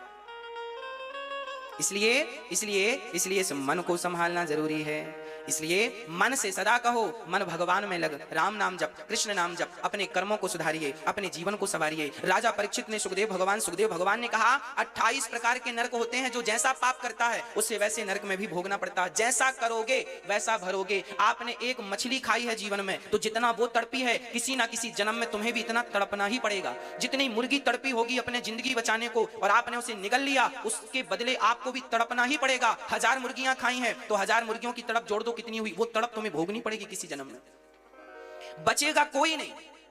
आज तक कोई बचा परमात्मा की निगाहों से कि आप और हम बचेंगे? इसलिए भगवान लाख आंख से देख रहा है तुझे देखने वाला। सच की खेती कर ले, चतुर नर समय गुजरता जाता। मेरे मालिक की दुकान में सब लोगों का खाता, मेरे मालिक की दुकान में सब लोगों का खाता। किसी को कौड़ी कम नहीं देता, किसी को दमड़ी ज्यादा। समझदार तो चुप रह जाता, मूर्ख शोर मचाता। मेरे मालिक की दुकान में सब लोगों का खाता। इसलिए कहते हैं, अच्छी करनी कर लो रे भैया, कर में न करियो काला। लाख आंख से देख रहा है तुझे देखने वाला। सच की खेती कर लो चतुर नर, समय गुजरता जाता। मेरे मालिक की दुकान में सब लोगों का खाता। हाँ, तो 28 प्रकार के नरक से कोई बचना चाहे कैसे बचेगा? बोले भगवान का नाम जप के। कोई कितना भी बड़ा पापी है, यदि भगवान का नाम जपता है तो उसे निश्चित मानिए उसकी मुक्ति हो जाएगी, उसका उद्धार हो जाएगा। इसलिए हम आपसे कहा करते हैं कि काम करते रहा करो और मन में नाम जपते रहा करो। श्रीमन नारायण नारायण नारायण, श्री कृष्ण श्री कृष्ण श्री कृष्ण, जय सीताराम सीताराम सीताराम सीताराम, राम राम राम राम राम राम, हरे कृष्ण कृष्ण कृष्ण। काम करते रहो, नाम ही हमें भवसागर से पार लगाएगा। केवल नाम एक आश्रय। अजामिल नाम के एक पंडित जी थे, सुनिएगा। अजामिल नाम के एक पंडित जी थे। ये पंडित जी बड़े विद्वान थे, पर एक वैश्या से संगति कर ली और वैश्या से विवाह कर लिया तो सदाचार नष्ट हो गए। दास्याह संसर्ग दूषिता, कान्य कुब्जे दुजाह कश्चित दासी पति रजामिला, नाम ना नष्ट सदाचारो दास्याह संसर्ग दूषिता। एक अजामिल नाम के ब्राह्मण ने एक दासी से विवाह कर लिया और सदाचार नष्ट हो गया। देखिए, विवाह कहाँ करने चाहिए? अपने अपने वर्ग में विवाह करना चाहिए। ब्राह्मण को ब्राह्मण के साथ, क्षत्रिय को क्षत्रिय के साथ, वैश्य को वैश्य के साथ, शूद्र को शूद्र के साथ। ये जो व्यवस्थाएं विवाहों की बनी है, इन व्यवस्थाओं में ही रहना चाहिए। इन व्यवस्थाओं का उल्लंघन नहीं करना चाहिए कि अब लड़की किसी जात की है, लड़का किसी जात का, और विवाह कर लिया, फिर वो संतान जो होगी वो वर्णशंकरी संतान होगी। लड़का कोई और, लड़की कोई और, शादी हो गई, बच्चा हुआ, उसे वर्णशंकरी कहते हैं। ऐसे से वर्णशंकरता फैलती है। हमारे यहाँ बड़ी व्यवस्थाएं बनी हैं शास्त्रों में, कहां विवाह हो कहां ना हो। हमारे यहाँ विवाह के टाइम पे ना बहुत कुछ देखा जाता है। माँ बाप देखते हैं लड़का योग्य है कि नहीं। यहां तक कि हमारे यहाँ समगोत्र में भी विवाह नहीं होता। जरा समझाइएगा हमें, आपके यहाँ समगोत्र में विवाह होता है कि नहीं? लड़की का भी वही गोत्र है और लड़के का भी वही गोत्र है तो विवाह नहीं होगा। कितनी मर्यादाएं हैं, कितनी व्यवस्थाएं हमारे ऋषि मुनियों ने, हमारे बड़े बुजुर्गों ने बनाई हैं कि विवाह के पहले विचार करना चाहिए। और आजकल के पढ़े लिखे बच्चे बिल्कुल विवाह नहीं करते हैं, तो लगता प्रेम किया, प्यार किया, शादी कर ली। अरे प्यार भी ऐसी जगह क्यों करो कि जहां शादी करने में दिक्कत आए।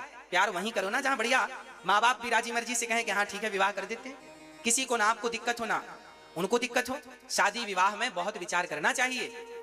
आज हमारे भारत में हमारे नौजवान बच्चे बिल्कुल विचारशील नहीं है, जो मन आया वो कर लेते हैं। बिना विचार का जीवन हो गया है, बिना संस्कार का जीवन हो गया है, बिना आचरण का जीवन हो गया है। ये शोभनीय नहीं है, शोभा नहीं देता है। याद रखिएगा, हमारा भारत ऋषि मुनियों की रिसर्च से तैयार हुआ है। हमारे यहाँ सबका विधान है, सबकी विधि है। विवाह कितना सुंदर है। आप सुंदर संतान चाहते हैं तो विवाह की रस्म भी तो सुंदर होनी चाहिए। अरे विवाह राजी मर्जी से होता है, चोरों की तरह नहीं होता। आजकल लड़कियां भाग जाती हैं चोरों की तरह। अरे राम राम राम, अरे महारानी बन के जाओ ना, चोरनी बन के क्यों भाग रही हो? महारानी बन के तो तब जाओगी ना जब 100 लोग बारात लेकर आएंगे। शान से जाओ। हाँ, लड़का बारात लेकर आता है ना, याद रखना, लड़की की इज्जत लड़के से 1000 गुना ज्यादा होती है। लड़की की इज्जत लड़के से 1000 गुना ज्यादा होती है। इसलिए लड़कियां लड़कों को लेने नहीं जाती, इसलिए लड़के लड़कियों को लेने जाते हैं। और वो भी अकेले नहीं, सारी समाज को लेकर जाते हैं और साथ सम्मान गाड़ी पर बिठाकर लाते हैं। आज तो गाड़ियां, पहले तो पालकी हुआ करती थी, डोलियां चलती थी। एक लड़की शादी करके इज्जत से घर आती है, जो लड़की पालकी पर बैठकर आती है और बारात जाती है, 100 लोग 500 लोग बाराती जाते हैं और साथ सम्मान लड़की को लाते हैं। उस लड़की की बात अलग। और ये चोर की तरह भागी भागी फिर यहाँ चलो यहाँ चलो, वहां कोई देख रहा, कोई आ रहा, भागो भागो, पापा आ जाएंगे, मम्मी आ जाएगी, फलाना आ जाएगी। ये भाग, ये कोई शादी है? ये संस्कार है आपके, ये सीखा, ये पढ़ा लिखा है आपने? चोर की तरह जीवन क्या जियोगे? कब तक भागोगे? अब सोच लो कि जिस रिश्ते में आपने अभी शादी की नहीं, शादी करने के लिए लड़के को या लड़की को लेके भाग रहे हो, जहां रिश्ते की शुरुआत में ही आपको डरना पड़े, आपको भागना पड़े। अब सोचो कि वो रिश्ता कितना डरावना बनने वाला है आगा। जिसके फर्स्ट में ही डर था, उसके अंत में क्या होगा ये तो आप निष्कर्ष निकाल ही सकते हैं। जो रिश्ता डर से शुरू होता है, हाँ, हाथ पकड़ के भागना, रावण सीता को पकड़ के भागा था तो वो भी डरा हुआ था। और कोई लड़का किसी लड़की को लेके भागता ना, वो भी डरे होते हैं। दोनों लड़का लड़की डरे होते हैं, कोई देख ना ले, माता पिता ना देख ले, कोई पकड़ ना ले, पोल ना खुल जाए। तो ये मर्यादित नहीं है, शोभनीय नहीं है। इज्जतदार लोगों की ये शोभा तो नहीं है। अब 2 कौड़ी लोगों की हम क्या कहें? हाँ, इज्जतदारी में ये तो शोभा नहीं देती। इसे इज्जतदारी तो नहीं कहते कि भाग जाओ। और मैं अपनी बेटियों को, अपनी बहनों को यही निवेदन करता हूं कि आप ससुराल जाना, शान से जाना। ये जिंदगी में एक ही बार शान आती है, इस शान को तो ना गवा देना। एक बार ही तो मंडप मिलता है, एक बार ही तो हल्दी चढ़ती है, एक बार ही तो तेल चढ़ता है, एक बार ही तो मांग में सिंदूर समाज के बीच में भरा जाता है, एक बार ही तो गले में मंगलसूत्र संसार के सामने पहनाया जाता है। ये अच्छी रस्म जो है इसका भी लुत्फ उठाइएगा, आनंद लीजिएगा, चोरों की तरह मत भाग जाइएगा, इसका भी आनंद लीजिएगा और यही संस्कार अपने बच्चों को दीजिएगा। यही संस्कार है हमारे भारत के। भाग जाना शोभनीय नहीं है। इसलिए मेरी माँ, आप लोग अपने बच्चों को भी ये संस्कार की बातें बताया करें। हम जो कथा में सुनाते हैं आप अपने बच्चों को जरूर बताया करें। बेटों को बताया करें कि बेटे ये गंदी हरकत ना करें, बेटियों को बताया करो वो ऐसी हरकत ना करें भागने इत्यादि की, क्योंकि उनका जीवन बिगड़ जाता है। भागे हुए केस में 99% केस फेल होते हैं, शादियां फेल हो जाती हैं। आपने देखे होंगे, बाद में लड़की रोती रोती माँ बाप के घर आती है, क्या करें बर्बाद हो गए, ना घर के रह गए ना घाट के रह गए, पर माँ बाप क्या करें, वो अपना लेते हैं। माँ बाप करेंगे भी क्या, अपनाना ही पड़ेगा। तो आप इज्जतदार बनिए। श्री अजामिल जी महाराज ने यही गलती की, एक स्त्री से संबंध कर लिया। वो वैश्या थी जिससे विवाह किया और सदाचार, उनकी पूजा भक्ति शक्ति सब नष्ट हो गई। चोरी करने लगे, जुआ खेलने लगे, शराब पीने लगे, मांस खाने लगे, सारे गलत काम अजामिल करने लग गए। पर धोखे से किसी साधु के कहने से इनने अपने पुत्र का नाम नारायण रख दिया था। 10 बेटे थे, 10वें का नाम रखा नारायण। और जब नारायण नाम रखा तो परिणाम, अजामिल की जब मृत्यु आई तो अजामिल अपने बेटे को पुकारते हैं, नारायण बेटा बचाओ। नारायण बुलाया था बेटे को, बेटे ने तो सुना नहीं, परमपिता परमात्मा ने सुन लिया। जाओ विमान लेकर मेरे भगत को लेकर आओ, मुझे पुकार रहा है। पार्षदगण आ गए और पार्षदों ने यमदूतों से कहा चलो भागो यहां से। यमदूत बोले ये पापी है, हम इसे ले जाने आए हैं। पार्षदों ने कहा यह पापी था पर इसने मरते समय भगवान का नाम लिया है, इसके नाम लेने मात्र से इसके जीवन के सारे पाप नष्ट हो गए, इसके पाप समाप्त हो गए, अब ये पुण्य का अधिकारी बन गया है, इसे अब हम लेकर जाएंगे। अब तो यमदूतों ने कहा महाराज आपको गलतफहमी हो रही है, इसने जीवन भर पाप किया है, ये पापी है, इसने मरते समय अपने बेटे का नाम पुकारा है। पार्षदों ने कहा इसके बेटे का नाम नारायण तो अभी से है, हमारे भगवान का नाम नारायण तो अनादि काल से है, इसलिए भगवान ने इसके सारे पाप समाप्त करके इसे मोक्ष का अधिकारी बना दिया। कितना भी बड़ा पापी क्यों ना हो, आग में कोई हाथ जानकर डालेगा, धोखे से डाले आग जलाएगी। उसी प्रकार राम का नाम कोई जान कर लेगा, धोखे से ले, नाम का नाम तो कल्याणकारी है, कल्याण करके ही रहेगा, वो नाम प्रभाव नहीं छोड़ेगा। इसलिए नाम उल्टा नाम जपत जग जाना, वाल्मीकि भय ब्रह्म समाना। उल्टा नाम कोई राम राम ना जपे, मरा मरा मरा मरा जपे तो भी कल्याण हो जाएगा। इसलिए बस कुल मिला के निष्कर्ष यही निकलता है कि नाम कभी ना छूटे, नाम ना छूटे। बस अजामिल जैसा पापी उस नाम के बल से मुक्त हो गया, उद्धार हो गया नाम के बल से। केवल नाम, केवल नाम। इसलिए काम करते रहना और नाम जपते रहना। आप लोग भी नाम ना छोड़िएगा, नाम जरूरी है प्रिय भक्तों। और नाम कब जपें, लड़कपन में कि जवानी में कि बुढ़ापे में? भगवान का नाम जवानी में ले लो, बुढ़ापा आएगा इसकी कोई गारंटी है? यदि नाम जपना है भगवान का तो प्रहलाद और ध्रुव ने छोटे में जपा, हम भी अभी से करें प्रयास। सुबह दोपहर शाम 3 ही होती है ना, उसी प्रकार लड़कपन जवानी और बुढ़ापा यहां भी 3, सुबह दोपहर शाम यहां भी 3 है ना। सुबह क्या है, हमारे जीवन का लड़कपन ही सुबह है। तो आपका लड़कपन है कि गया? बताओ, हम आपसे पूछ रहे हैं। मैया जी, ओ मेरी माँ, आपका लड़कपन है कि गया? बोलो हाँ या ना। गया? गया? गया है, स्वीकार नहीं कर रहे हैं गया। लो बाल बाल सब पक गए पर कह रहे हैं लड़कपन नहीं गया। लो आपका लड़कपन चला गया, इसका अर्थ यह है कि आपके जीवन की सुबह चली गई। जिनकी नहीं गई कोई बात नहीं, कब तक नहीं जाएगी। आपके जीवन का लड़कपन चला गया मतलब आपके जीवन की सुबह चली गई, आपके जीवन की जवानी चली गई। जवानी कितनों की ढल गई है? जिनकी जवानी ढल गई है तो आप ये ना सोचो कि जवानी ढल गई, आप ये सोचो कि आपके जीवन की दोपहर ढल गई। जवानी मतलब दोपहर, दोपहर भी बीत गया। अब आ गया बुढ़ापा, बुढ़ापा आ गया मतलब क्या आ गई? बुढ़ापा आ गया मतलब जिंदगी की शाम आ गई। बुढ़ापा आ गया मतलब जिंदगी की शाम आ गई। अब शाम के बाद क्या आएगी? शाम के बाद क्या आएगी?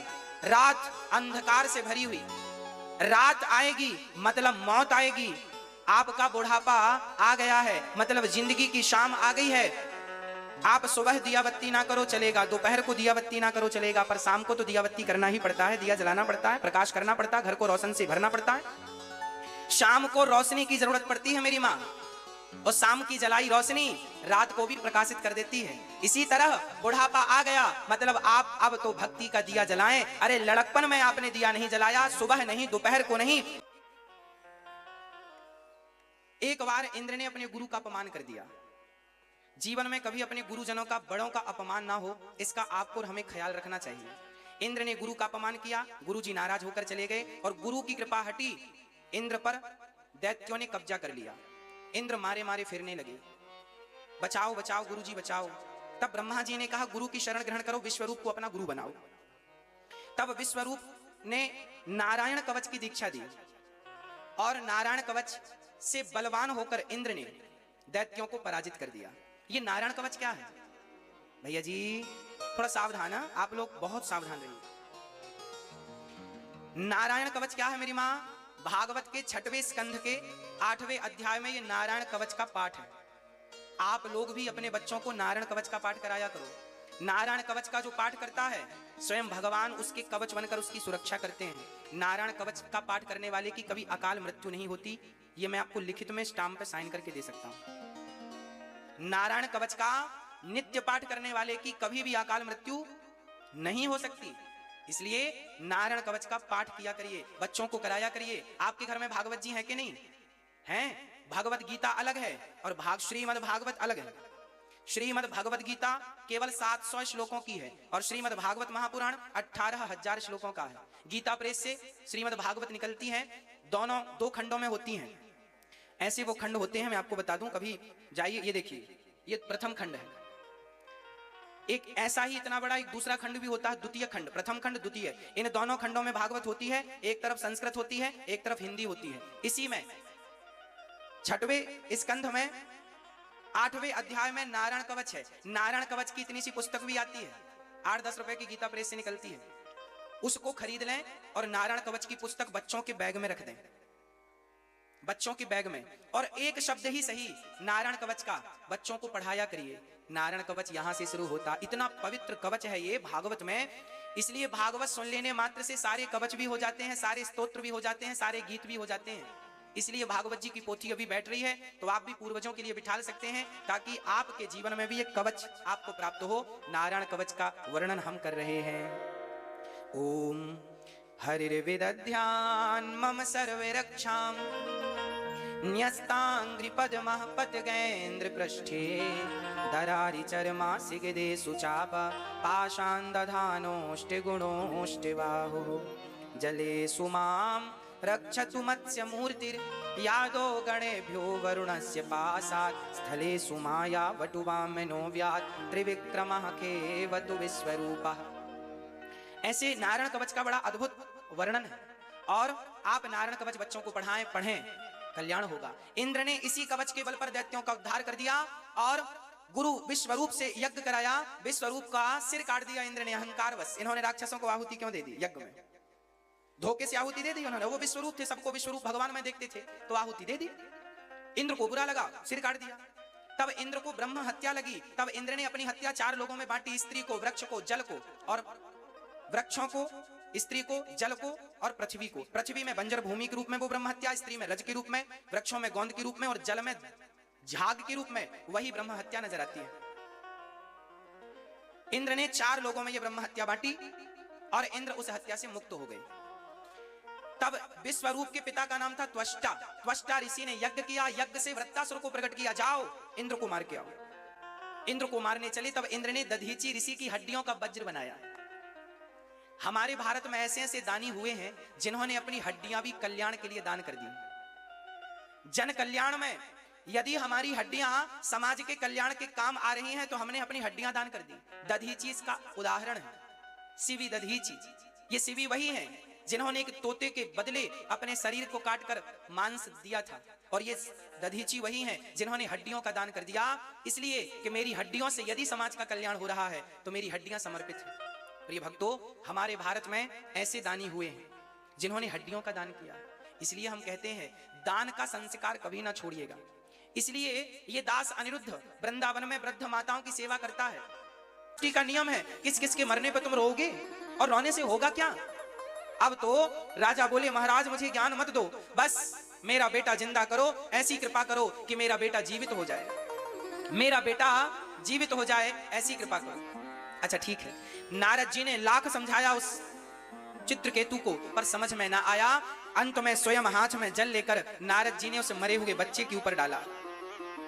भैया जी शांति से बैठ जाएं 15 से 20 मिनट के लिए तो थोड़ा सा अच्छा लगेगा।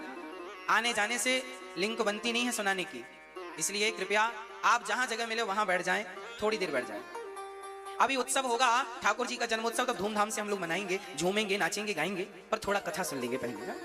मैया बैठ जाओ मेरी माँ, आप शांति से, अब कोई खड़े ना होइएगा। श्री नारद जी महाराज ने जल उस मरे हुए मृत बच्चे पर छोड़ा। वो मृत बच्चा उठकर बैठ गया, खड़ा हो गया, जिंदा हो गया। राजा दौड़ पड़े, बेटा आ, तुझे अपने हृदय से लगा लूं और तुझे ढेर सारा प्यार कर लूं।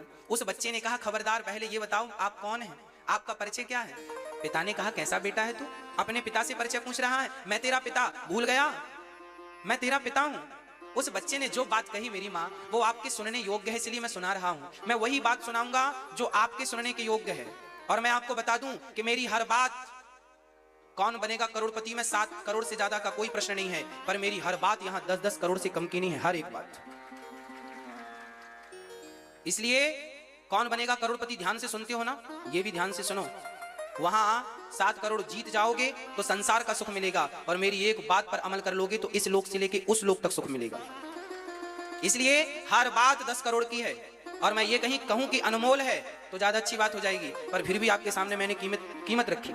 हर बात 10 करोड़ की है, इसलिए हर बात को सुनना है, क्योंकि हर बार आपको 10 करोड़ मिलने वाले हैं। राजन, उस बच्चे ने कहा पिताजी आप किस जन्म के पिता हैं।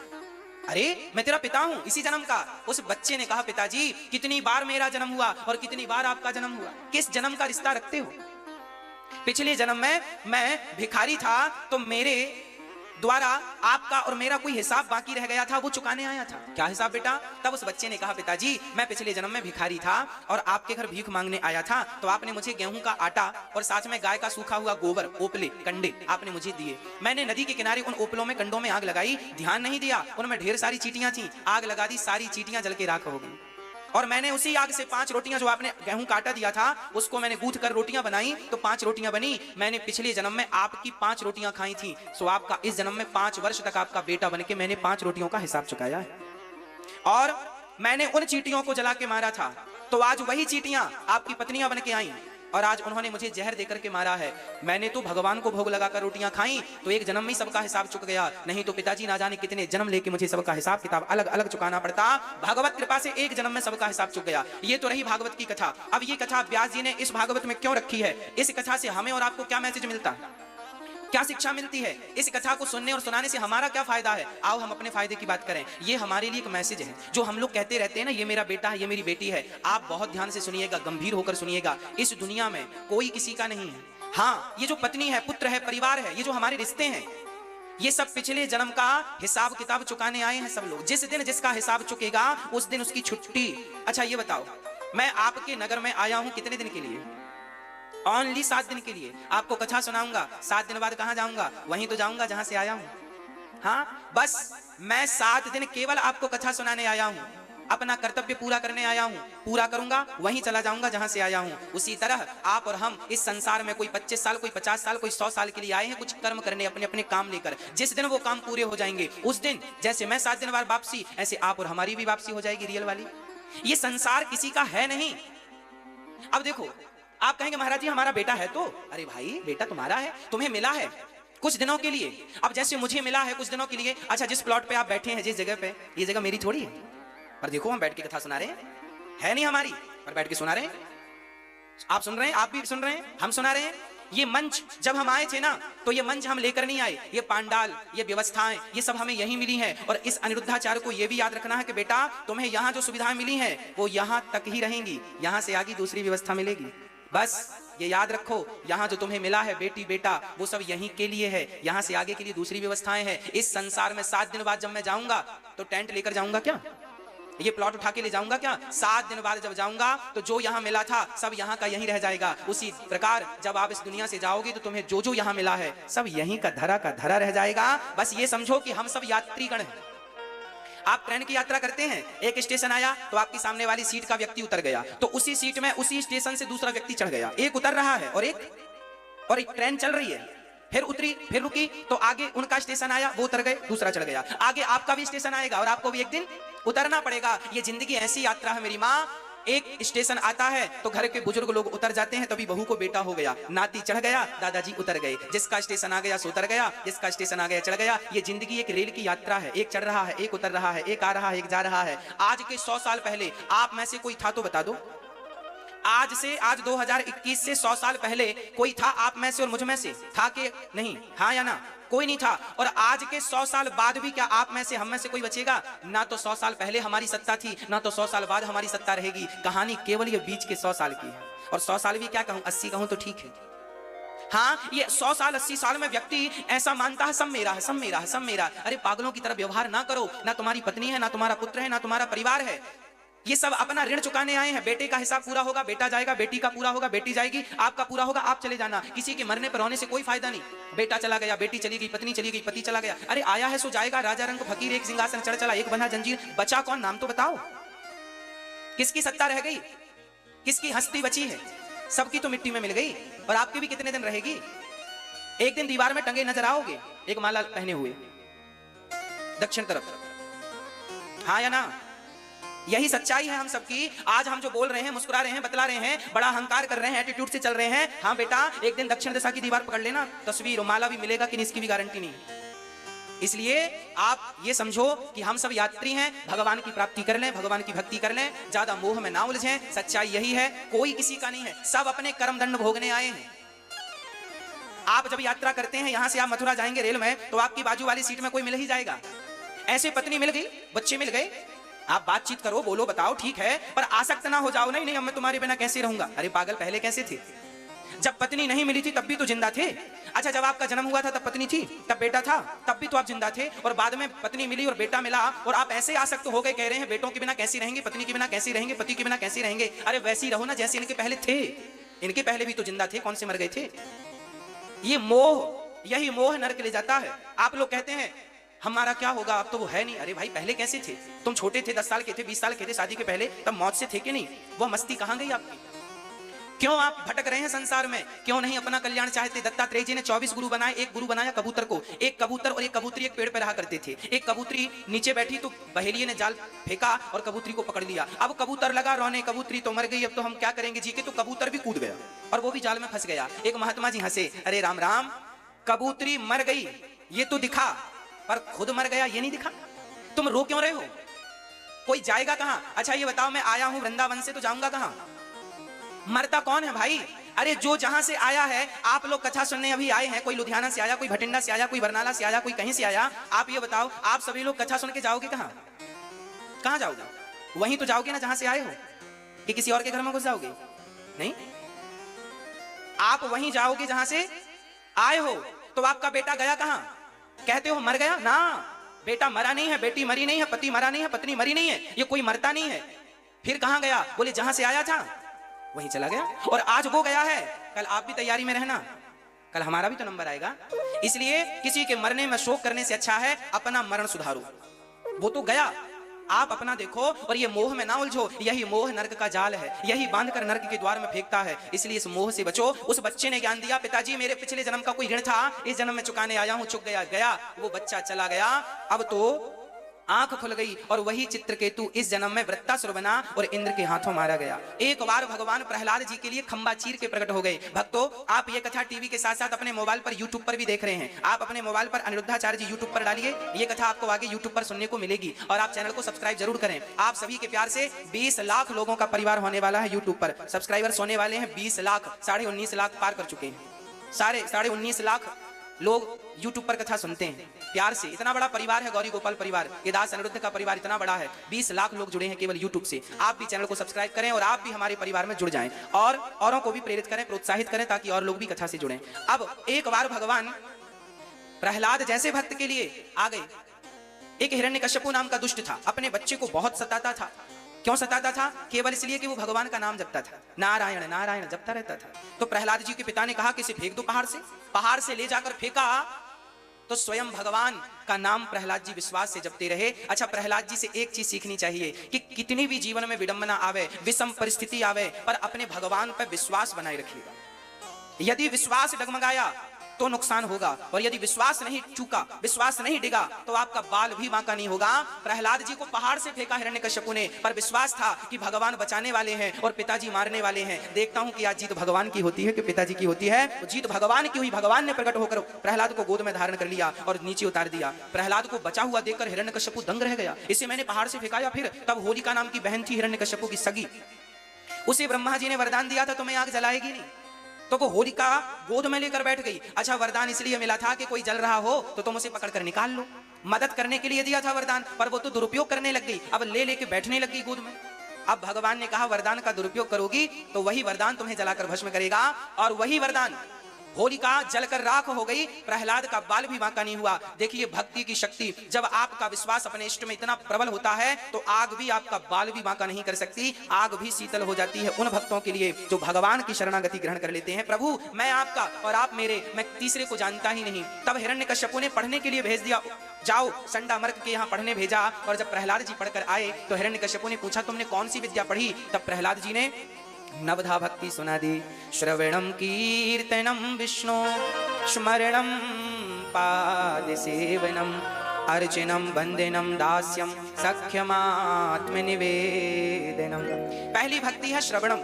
भक्ति कितने प्रकार की होती है भैया जी? भक्ति कितने प्रकार की होती है? बताओ भक्ति कितने प्रकार की होती है? आप बताइए कितने प्रकार की होती है? अरे हमें तो लगा आपको पता होगा, भैया आप बताओ। हाँ, हमारी माताएं सब जानती हैं। भक्ति होती है 9 प्रकार की। कौन कौन सी? पहली भक्ति है श्रवणम, कथा सुनना। आप क्या कर रहे हैं? पहली भक्ति कर रहे हैं। दूसरी भक्ति है कीर्तनम, कीर्तन किया करो अपने घर में आधा घंटा रोज, सीताराम सीताराम सीताराम, राधे श्याम श्रीमन नारायण, हरे कृष्ण। कोई एक कीर्तन पकड़ लो और रोज कीर्तन करना चाहिए। एक मैया बोली गुरुजी हमें कोई ऐसा मंत्र बताओ कि हमारा दुख दूर हो जाए। तो हमने कहा जाओ राधे श्याम। बोला नहीं महाराज जी कुछ और बताओ। हमने कहा कुएं में कूद जाओ, सबसे बढ़िया सारे दुखों से मुक्ति।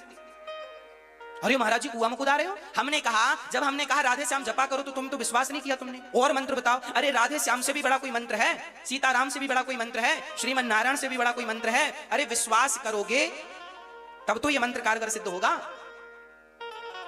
राम नाम में क्या करना पड़ेगा? बोलो, राम नाम में क्या करना पड़ेगा? विश्वास। यदि विश्वास है तो ये नाम सफल होगा, यदि विश्वास नहीं है तो इस नाम का कोई मूल्य नहीं। चलो मैं आपको विश्वास पर एक बात सुनाता हूं। एक गुरुजी से चेले ने कहा कि गुरुजी ये राम नाम जपने से क्या होगा, इसका क्या मूल्य है, राम नाम का क्या मूल्य है, कृष्ण नाम का क्या मूल्य है? तब गुरुजी ने कहा जा। गुरुजी ने एक पत्थर दिया चेले को, कहा जा इसकी बाजार में कीमत पूछ के आ, बेचना मत, बस पूछना कि इसकी मार्केट में कीमत क्या है। हाँ, अब ध्यान से सुनिएगा, बैठ जाइए शांति से। अभी थोड़ी ही देर में हम जन्मोत्सव का दर्शन करेंगे। आपको जल्दी तो नहीं है? हाँ अच्छा ठीक, फिर ठीक है, आपको जल्दी नहीं है तो हमें भी जल्दी नहीं है। अच्छा सुनिए, एक गुरुजी ने चेले को एक पत्थर दिया और कहा जाओ इस पत्थर की कीमत पूछ के आओ, मार्केट में क्या होगी। तो चेला गया और सब्जी वाली की दुकान में पूछा, भैया सब्जी वाले इसकी क्या कीमत दोगे, इसका मूल्य क्या दोगे हमें? सब्जी वाले ने कहा पागल, पत्थर उठा के ले आया, पत्थर का भी कोई मूल्य होता है? चल हम तुझे आधा किलो टमाटर दे देंगे, हमारे तौलने के काम आएगा पत्थर, यदि तुझे चाहिए। सब्जी वाले ने उसकी कीमत लगाई आधा किलो टमाटर, ठीक है। अब वो वहां से उठा तो वो पत्थर लेके गया एक स्टील वाले की दुकान में, भाई इसकी क्या कीमत दोगे? स्टील वाला बोला भाई ये तो पत्थर है, इसकी क्या कीमत है, पर तुम्हें जरूरत है तो मैं आधा किलो स्टील दे दूंगा, ले जाओ। अरे आधा किलो स्टील नहीं, हमें बेचना नहीं है। वहां एक वैश्या थी, उस वैश्या के पास गया चेला, देखो देवी इसकी कीमत क्या होगी?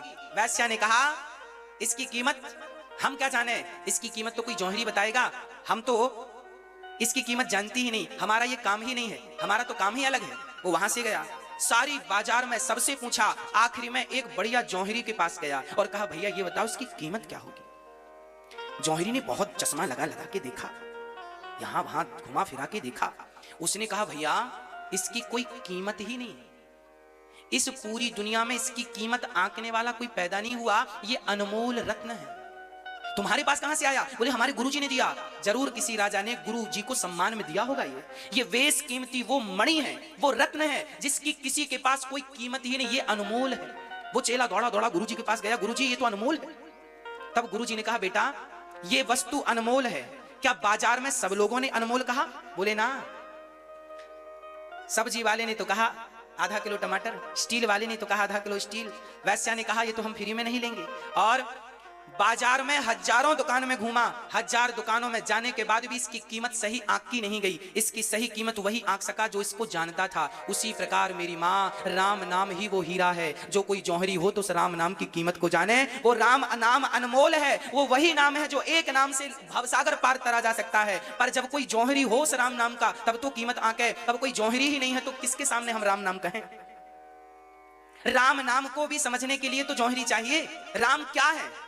गुरु गोविंद साहब कौन है? ये कौन जानेगा? सब जानेंगे क्या गुरु गोविंद साहब कौन है? रामदास जी कौन है? सब जानेंगे क्या? तुलसीदास जी कौन है? सब जानेंगे क्या? कबीरदास जी कौन है? सब जानेंगे क्या? मीराबाई कौन है? सब जानेंगे क्या? ये तो वही लोग जानेंगे ना जो भक्ति जानते हैं। हाँ, अच्छी शराब कौन सी होती है ये मैं क्या जानूं? ये तो कोई शराबी ही जानेगा। बढ़िया वाली शराब कौन सी होती है? बढ़िया वाला गांजा कौन सा होता है ये मैं क्या जानूं? कोई गंजेड़ी जानेगा। बढ़िया वाली चरस क्या होती है ये मैं क्या जानूं? कोई चरसी जानेगा। भाई जिसका जो फील्ड है वो उस चीज को बारीकी से जानता है, उसकी क्वालिटी को जानता है, उसके हानि और लाभ को जानता है। उसी प्रकार किसी भक्त से जाकर कहो कि राम नाम की कीमत क्या है, वो कह देगा अनमोल है ये। और जो नहीं जानते वो तो मोल लगाते फिरते हैं कि ये इतना, ये इतना, इतना नाम जपो, इतना नाम जप लो, इतना हो जाएगा। अरे एक नाम जपने से तुम्हारा कल्याण हो जाएगा, पर वो नाम विश्वास के साथ जपा जाए। मंत्र जाप मम दृढ़ विश्वास। राम नाम कृष्ण नाम अनमोल ये हीरा है। राम नाम मणि दीप धरूं, इन्हें मणि कहा है गोस्वामी तुलसीदास जी ने। जी ह देहरी द्वार तुलसी भीतर बाहिरो जो चाहत उजियार।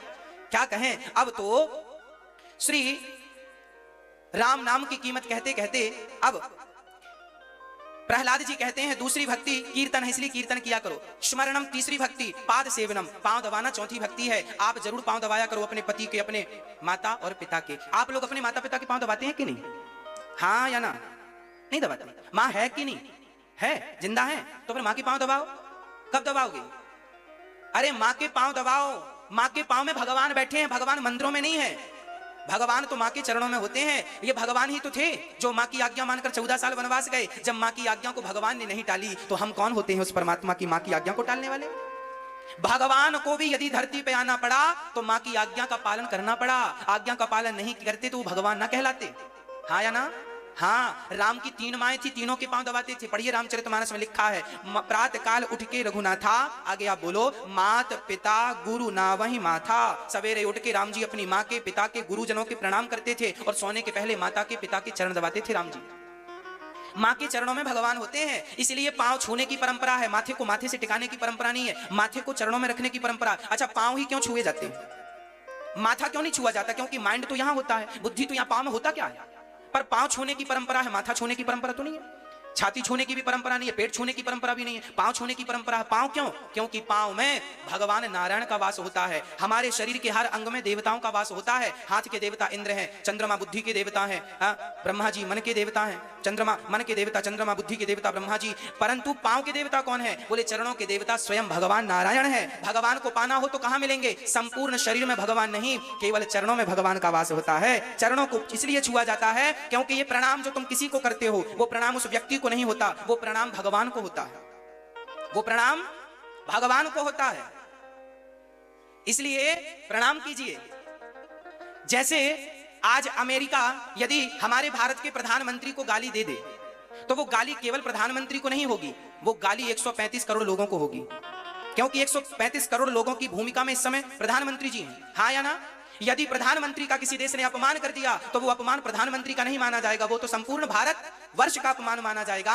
उसी प्रकार जब आप किसी को बेइज्जत करते हैं, बेइज्जती करते हैं, तो वो बेइज्जती उस व्यक्ति की नहीं करते, बल्कि उस व्यक्ति को बनाने वाले परमात्मा की आप बेइज्जती करते हैं। और जब आप किसी का सम्मान करते हैं तो उस व्यक्ति का सम्मान, जब हमारे देश के प्रधानमंत्री का सम्मान किसी और देश में होता है तो वो सम्मान प्रधानमंत्री का नहीं है, वो सम्मान हमारे संपूर्ण भारत का होता है। उसी प्रकार जब आप किसी व्यक्ति का सम्मान करते हैं, अपनी माँ का, पिता का, पति का, अतिथि का, किसी जरूरतमंद का सम्मान करते हैं, तो वो सम्मान साक्षात परमात्मा का सम्मान माना जाता है। वह ईश्वर है, ईश्वर की सृष्टि है वो। इसलिए परमात्मा मानकर सेवा कीजिएगा सबकी।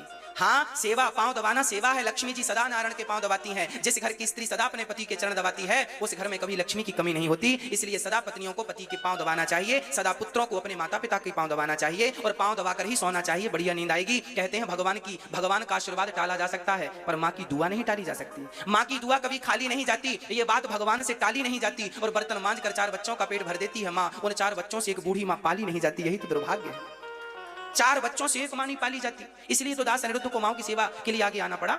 इसलिए कहता हूं, अपनी मां को पहचानिए। कल को मां मर जाएगी तो रोगे कि मां मर गई, मां मर गई, मां मर गई, और फिर बाद में तस्वीर ढूंढते फिरोगे और दिया जलाते फिरोगे। अरे जिंदा है तो हंसा लो ना उसे, सेवा कर लो ना उसे। मरने के बाद तो जमाना आरती उतारता है भाई, फॉर्मेलिटियां ना किया करो रिश्तों में। आज ना सारी लोग फॉर्मेलिटी में निर्भर हैं, सब मरने के बाद ही रोने पहुंचते हैं, जिंदा में कोई सहारा देने नहीं जाता। मर जाए आदमी तो सॉल चादर सब उठाते हैं, जिंदा है तो एक रुमाल भी जरूरत पड़ने पर नहीं देते, एक नन्हा सा कपड़ा नहीं देते, और मर जाने पे सॉल चादर सब उड़ाते। क्या कहें भाई, ये रिश्ते फॉर्मेलिटी ना बने, नहीं तो दुर्गति हो जाएगी। हाँ, 5वीं भक्ति है भगवान का नाम जपना, 6वीं भक्ति है सरल हो जाना, 7वीं भक्ति है सब में भगवान का दर्शन करना, 8वीं भक्ति है संतोष करना, और 9वीं भक्ति है भगवान के चरणों में आत्मसमर्पण कर देना। प्रभु मैं तेरा हूं, तू मेरा है। जब अपराधी पुलिस के सामने आता है, हमारे देश की मिलिट्री के सामने आता है, जवान के सामने आता है आतंकवादी, तो क्या कहता है आतंकवादी? हमारा जवान कहता है हाथ खड़े करके आ जाओ, तो आतंकवादी सरेंडर कैसे करता है? ऐसे हाथ खड़े करके कैसे करता है? हाँ, गोली मत चलाना, हमारे हाथ उठा के आता। जैसे एक अपराधी हाथ उठाकर सरेंडर करता है, आप भी दोनों हाथ उठाकर भगवान के सामने सरेंडर कर दीजिए। प्रभु मैं आपकी शरण में आ रहा हूँ, आपका हो रहा हूँ, अब मुझे और किसी की शरण में जाना ना पड़े, और किसी की शरण में ना जाना पड़े, किसी के सामने ये हाथ ना फैलाने पड़े। एक बार ये हाथ भगवान के सामने फैला दो, और इस प्रार्थना से फैलाना कि प्रभु आपके बाद अब ये हाथ किसी के सामने फैलाने की जरूरत ना पड़े। समर्पण कर दो, प्रभु मैं तेरा हूँ, तू मेरा, बस इतना ही तो कहना है, बात खत्म हो जाएगी। जिस दिन आप समर्पण कर देंगे सारा समस्या, सारा झगड़ा खत्म हो जाएगा। पर हम कह ही नहीं पाते कि प्रभु मैं आपका हूं। प्रहलाद को उठाकर पटक दिया हिरण्यकश्यपु ने, बोल कहां है तेरा भगवान? प्रहलाद जी ने कहा इस खंबे पे भी है, यहां भी है। खंबे पर है, हाँ, एक प्रहार किया, खंबा चकनाचूर हो गया और नरसिंह भगवान प्रकट हो गए। नरसिंह भगवान ने पकड़ लिया हिरण्यकश्यपु को।